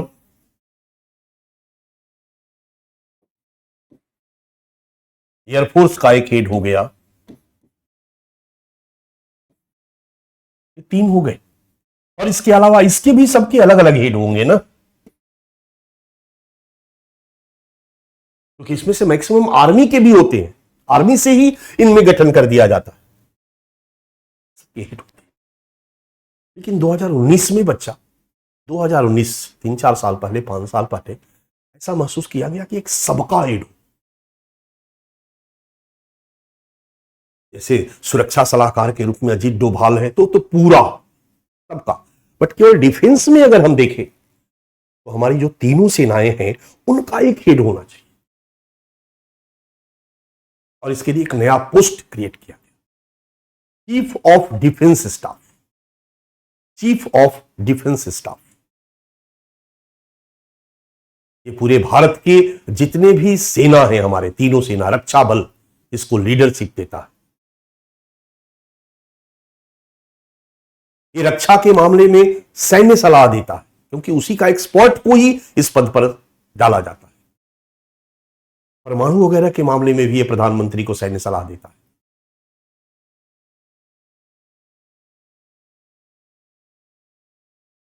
समझ में आ रहा मेरी बात? इन्हीं सब चीजों को ध्यान में रखते हुए 24 दिसंबर 2019 को चीफ ऑफ डिफेंस स्टाफ का एक पोस्ट क्रिएट किया जाता है। 1 जनवरी 2020 को जनरल बिपिन रावत को प्रथम पीडीएस नियुक्त किया जाता है। यह भारतीय सशस्त्र सेनाओं के पेशेवर त्रिसेना प्रमुख, त्रिसेना मतलब 3, नेवी, आर्मी और एयरफोर्स प्रमुख और भारत सरकार के वरिष्ठतम वर्दीधारी सैन्य सलाहकार हैं। एक 4 सितारा जनरल, एक त्रिकोणीय सेवा प्रमुख। 4 सितारा यहां पर इनका लगा होता है, 4 स्टार। और ये त्रिकोणीय सेवा पर सेना प्रमुख का मतलब होता है, सेना प्रमुख, त्रिकोणीय सेना प्रमुख का मतलब होता है तीनों सेना के प्रमुख होते हैं, तीनों के हेड। इनका जो कार्य है वह है रक्षा बलों को, तीनों को नेतृत्व देना, भारत सरकार के रक्षा संबंधी रक्षा के मामले में सैन्य सलाह देना, परमाणु कमान प्राधिकरण के लिए प्रधानमंत्री को सैन्य सलाह देना, सेना के तीनों अंगों के मध्य समन्वयक, दीर्घकालीन नियोजन, प्रशिक्षण, खरीद और परिवहन के कार्यों के लिए सलाह देना। रक्षा मंत्री की अध्यक्षता में रक्षा अधिग्रहण परिषद के ये सदस्य होते हैं। चीफ ऑफ स्टाफ कमेटी के ये परमानेंट मेंबर होते हैं और जो सीडीएस है वो किसी भी सैन्य कमांड का प्रयोग नहीं करेगा और इस मामले में जो नियम है वो पूर्ववत है। ठीक है, ये इनके कार्य है मोटा मोटी। हालांकि नहीं पूछेगा कि सीडीएस का क्या कार्य है, बट ये ध्यान में रहो कि रक्षा मंत्री, अलग अलग सेना और सबका एक हेड हो गया आपका सीडीएस। इस तरीके से मिनिस्ट्री ऑफ डिफेंस बाह्य दुश्मनों से रक्षा में लगी हुई है। हालांकि आंतरिक सुरक्षा में भी इनका कंट्रीब्यूशन परोक्ष रूप से तो है ही। आर्मी की तैनाती हमारे जम्मू कश्मीर में की गई है। कई जगहों पर जहां पर टेररिज्म पीक पे है वहां आर्मी की तैनाती की जाती है, सेना की तैनाती की जाती है। तो इनको भी यूज किया जाता है। आतंकवाद से निपटने के लिए हमने सर्जिकल स्ट्राइक की, हमने सेना को यूज किया। ठीक है, इस तरह से ये हमारी जो तीन सेनाएं हैं बच्चा, इंडियन आर्मी आपके सामने है। इंडियन आर्मी में एट प्रेजेंट 13,25,000 एक्टिव है और 21,93,000 रिजर्व है। ये वर्ल्ड की चौथी सबसे बड़ी हमारी फोर्सेस है। चीन सबसे आगे है बच्चा, चीन के पास सबसे ज्यादा है, तुलना करेंगे। ये है हमारी इंडियन आर्मी। हमारा दूसरा है इंडियन आर्मी का जो हमारा हेडक्वार्टर है न्यू दिल्ली है। मैं चूंकि इसको यहां रख दिया क्योंकि आपके पास मैटर जो मैं भेजूंगा वो मैटर क्रम से होगा, तो कहीं कोई थोड़ा बहुत कम ना हो, एक दो लाइन ज्यादा ही रहे, सब कुछ एक समझ में आ जाए। इंडियन आर्मी का हेडक्वार्टर न्यू दिल्ली में है, सेंट्रल कमांड लखनऊ में है, ईस्टर्न कमांड कोलकाता में है, नॉर्दर्न कमांड उधमपुर में है, साउदर्न कमांड पुणे में है, साउथ वेस्टर्न कमांड जयपुर में है, वेस्टर्न कमांड चंदी मंदिर में है और जो इसकी आर्मी ट्रेनिंग कमांड है वो शिमला में है। इस तरीके से इसका अलग अलग विंग अलग अलग जगहों पर तैनात किया गया है। इंडियन एयरफोर्स की यदि हम बात करते हैं तो इंडियन एयरफोर्स में एक्टिव 1,27,200 लोग हैं, 1,27,000 और 1,704 रिजर्व है।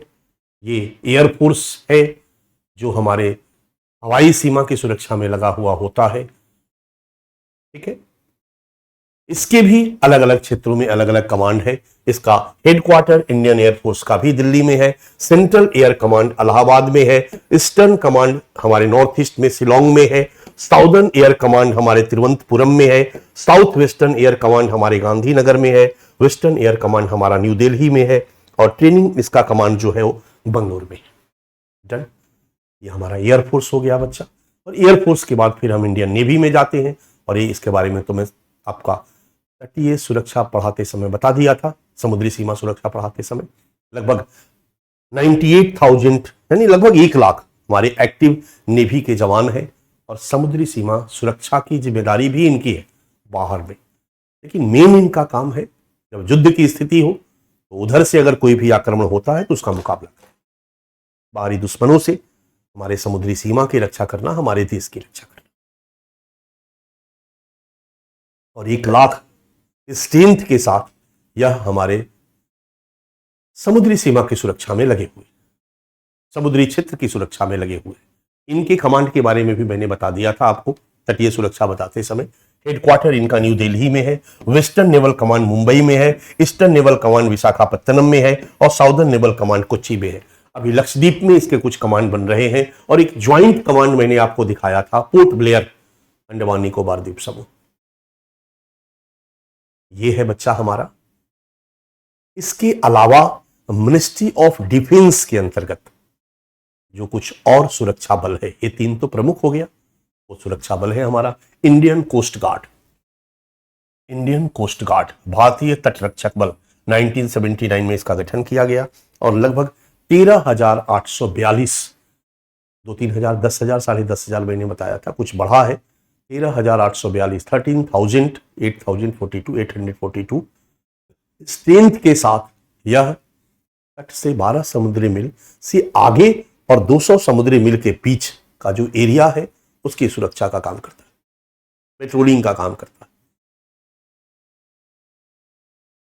उस रास्ते कोई आए नहीं आए, तो एक तरह से सीमा सुरक्षा, समुद्री सीमा सुरक्षा का काम यही करता है।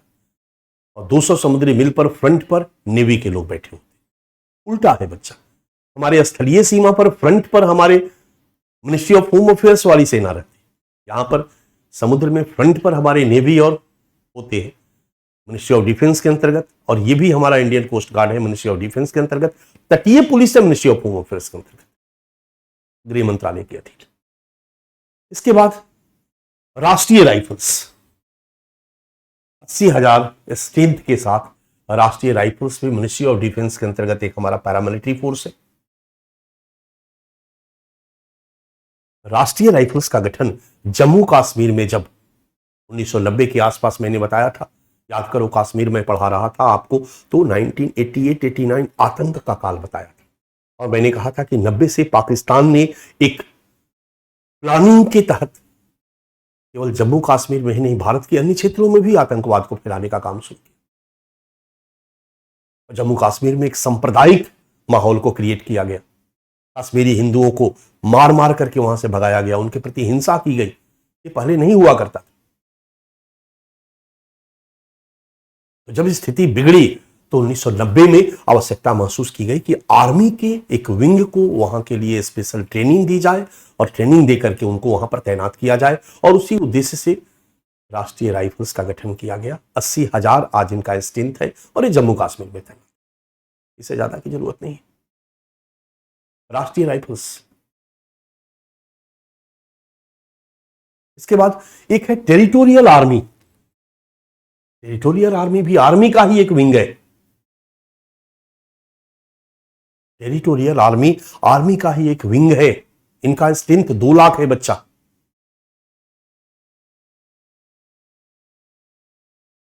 और इनको भी सीमा पर तैनात किया गया है। ये हमारा, ये गलत लगा दिया गया है, इसको हटा देना, ठीक है। ये फॉरेंसिक टास्क फोर्स के बारे में है। टेरिटोरियल आर्मी को भी सीमा पर, खास करके भारत चीन सीमा के लिए तैनात किया गया। 2 लाख इसका स्ट्रेंथ है। ये आर्मी का ही एक विंग है, बस इतना ही इसको जानना है। और भारत चीन सीमा के लिए एक और मिनिस्ट्री ऑफ डिफेंस के अंतर्गत 1962 में फोर्स आर्मी का एक विंग तैयार किया गया। आईटीबीपी का तो गठन किया गया 1962 में, एसएसबी 63 में आ गया। अलग उद्देश्य से हुआ कि आर्मी का भी एक विंग स्पेशल ट्रेंड हो, जो ठंडे में भारत चीन सीमा पर चीनी सैनिकों का मुकाबला करने के लिए एक्सपर्ट हो। इसके लिए 1962 में एसएफएफ का गठन किया गया, special frontier force. Special frontier force Ladakh में इसका ट्रेनिंग सेंटर है। लद्दाख में इसको ट्रेनिंग दी जाती है। ठंडे पानी में तैरना हो, बर्फ में गार्डिंग करना हो, कैसे बर्फ में कूदना हो हेलीकॉप्टर से, सारी चीजों की स्पेशल ट्रेनिंग दी जाती है। खास करके उसी माहौल में लड़ने की ट्रेनिंग जो भारत चीन सीमा का माहौल है। ये हमारे मिनिस्ट्री ऑफ डिफेंस के अंतर्गत प्रमुख फोर्सेस है। क्लियर है। और जिस तरीके से होमगार्ड एक रिजर्व है, राइट, राज्य के अंतर्गत हम लोगों ने होमगार्ड को देखा, उसी तरीके से मिनिस्ट्री ऑफ डिफेंस के अंतर्गत हमारे सुरक्षा के लिए कुछ रिजर्व फोर्सेस की को भी रखा गया। वो रिजर्व फोर्सेस नहीं है बच्चा, लेकिन कुछ लोगों को ट्रेन किया गया कि अगर युद्ध की स्थिति आ जाए तो उनको आसानी से 1-2 महीने की ट्रेनिंग देकर के उनको हथियार पकड़ा करके सीमा पर तैनात किया जा सके। वो कौन है भाई? एनसीसी। 1948 से, आजादी के बाद से ही इस कंसेप्ट पर हमारे देश की सरकार ने काम करना शुरू किया। ये मिनिस्ट्री ऑफ डिफेंस के अंतर्गत इनको प्रॉपर ट्रेनिंग दी जाती है।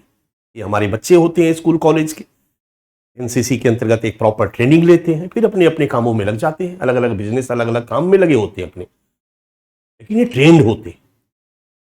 ऐसे 13 लाख लोग जो एनसीसी के तहत ट्रेंड है वो भारत में विद्यमान है और अपेक्षा की जाती है कि जब भी कभी युद्ध की स्थिति होगी, देखिए आप यूक्रेन में जब युद्ध हुआ रूस और यूक्रेन के बीच, तो लड़ने वाले सैनिक जब मरने लगे तो वहां के लोकल लोगों को जल्दी जल्दी 10-10 दिन की ट्रेनिंग देकर के सेना में शामिल कर दिया।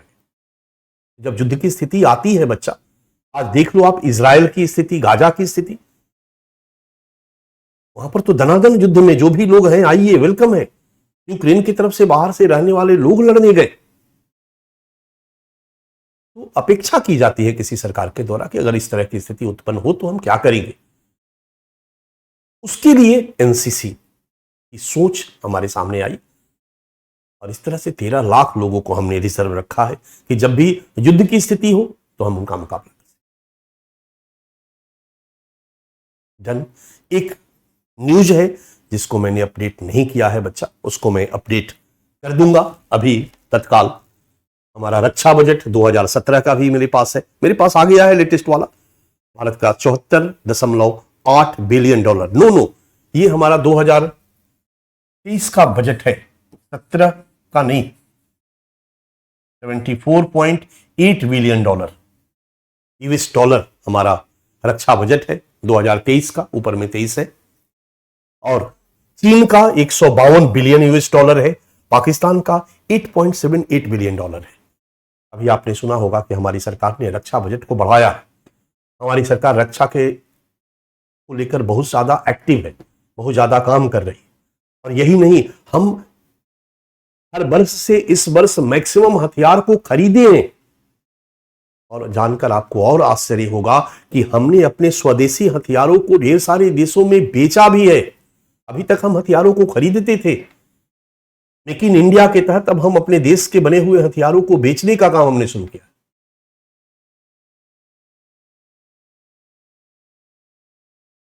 हमने बेचने का काम शुरू किया। इसलिए लगातार हमारी सरकार ने, और 2023-24 का रक्षा बजट हमारी बहुत बढ़ाई गई है। 24-25 आने वाली है तो रक्षा बजट हमारा 74, उसके पहले 52-53 के हुआ करता था, 74.8 बिलियन डॉलर, अरब रुपया। हाँ, नो डाउट चीन का जस्ट डबल है बच्चा, इनका जस्ट डबल है। आबादी हमारे ही इतना है, बट चीन की सीमा क्षेत्र बहुत बड़ी है, एरिया बहुत बड़ा है, बहुत से देश को साथ चीन की सीमा लगी हुई है। तो चीन का जो रक्षा बजट है हमसे ज्यादा है, 152 अरब रुपया, 152 बिलियन यूएस डॉलर।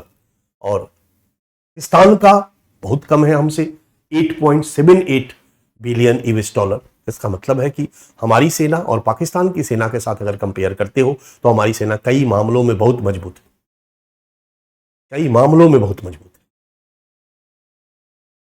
यह है बच्चा हमारी सैन्य सुरक्षा बल की स्थिति।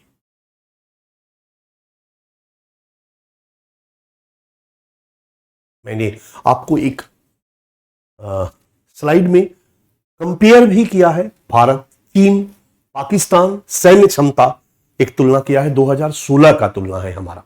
हमें टाइम नहीं मिला तो मैं इसको इमीडिएट आज इसको सुधार दूंगा, और सुधार करके जो आपको भेजूंगा वो नए डेटा के साथ होगा कि हमारे भारत में कितनी एक्टिव फोर्सेस हैं, कितने रिजर्व फोर्सेस हैं, हमारे टैंक कितने हैं, हमारे रॉकेट लॉन्चर कितने हैं, हेलीकॉप्टर कितने हैं, फाइटर प्लेन कितने हैं, ऑल टाइप एयरक्राफ्ट कितने हैं, अटैक एयरक्राफ्ट कितने हैं, एयरक्राफ्ट कोरियर्स कितने हैं, सबमरीन कितना है, न्यूक्लियर सबमरीन कितना है, ठीक है, ये सारी की सारी चीजें, न्यूक्लियर मिसाइल कितना है, और कंपैरेटिवली पाकिस्तान के पास कितना है। हमारे पास 13 लाख एक्टिव फोर्सेज हैं, पाकिस्तान के पास 6 लाख एक्टिव फोर्सेज हैं, हमारे पास 21 लाख रिजर्व फोर्सेज हैं, पाकिस्तान के पास 5 लाख रिजर्व फोर्सेज है। परंतु चाइना के पास 23 लाख एक्टिव फोर्सेस है, हमारे पास 13, चाइना के पास 23, हमारे पास रिजर्व में 21, चाइना के पास 32। तो नो डाउट चाइना का हर चीज में हमसे ज्यादा तो है, क्योंकि मैं पहले भी बताया हूं कि जब किसी सेगमेंट को हम पढ़ने के लिए उठाएंगे, मैं आपको जब सोशल जस्टिस पढ़ा रहा था, जब भी कुछ उठाता था तो मैं कहता था कि मान के चलो कि आप उस डिपार्टमेंट के हेड हो और आपके पास एक होलिस्टिक समझ होनी चाहिए, होलिस्टिक अंडरस्टैंडिंग होनी चाहिए।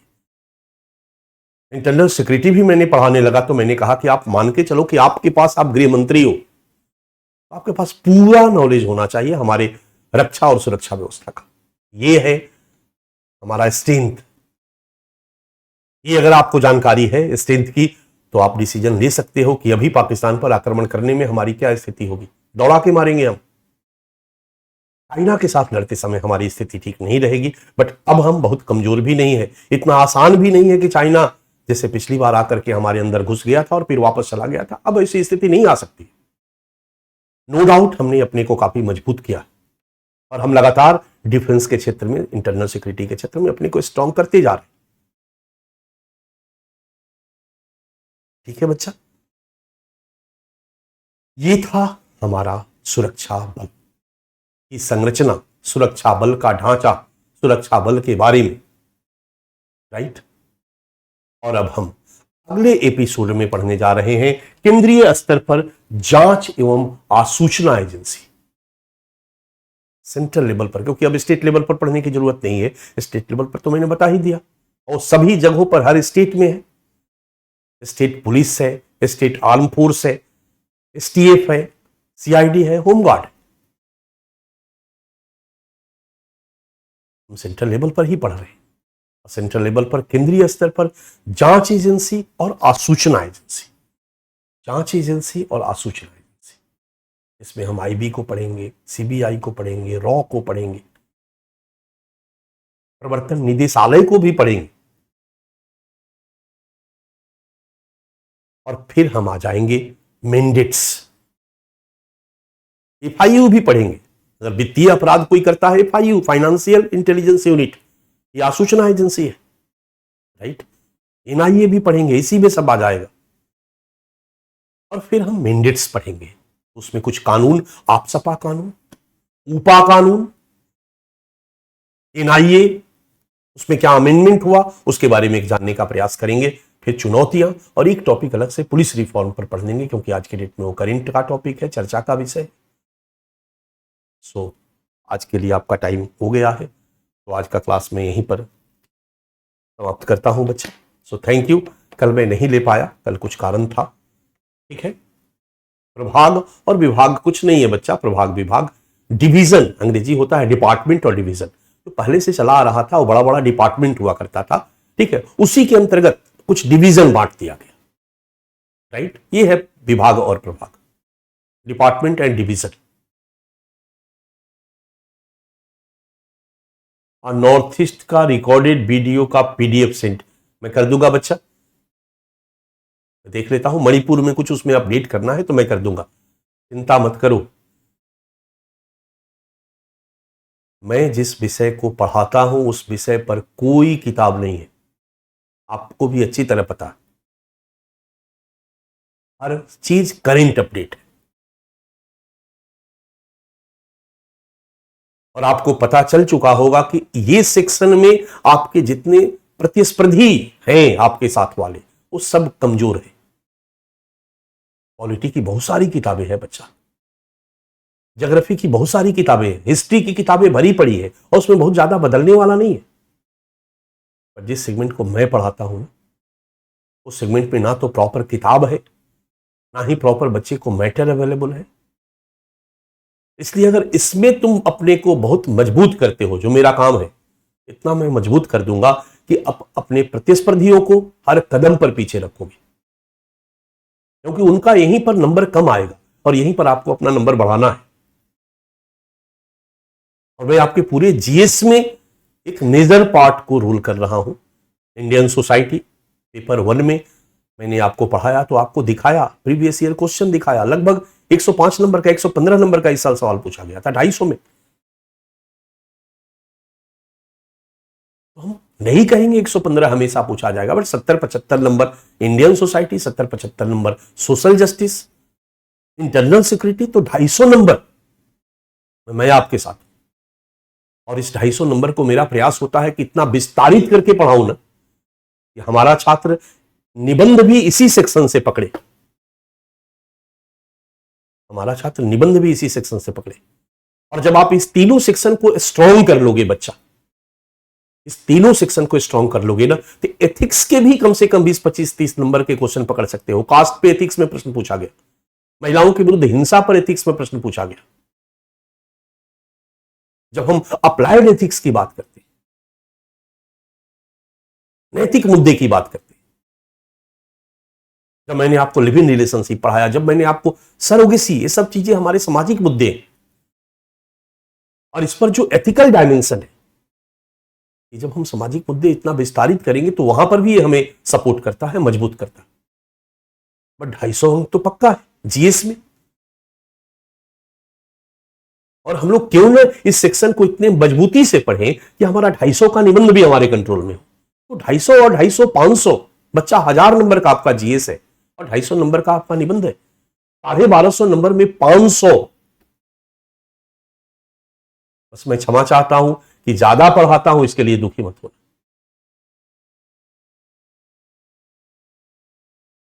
क्योंकि निश्चित तौर पर अगर आप चाहते हो जीतना तो मेहनत करना पड़ेगा।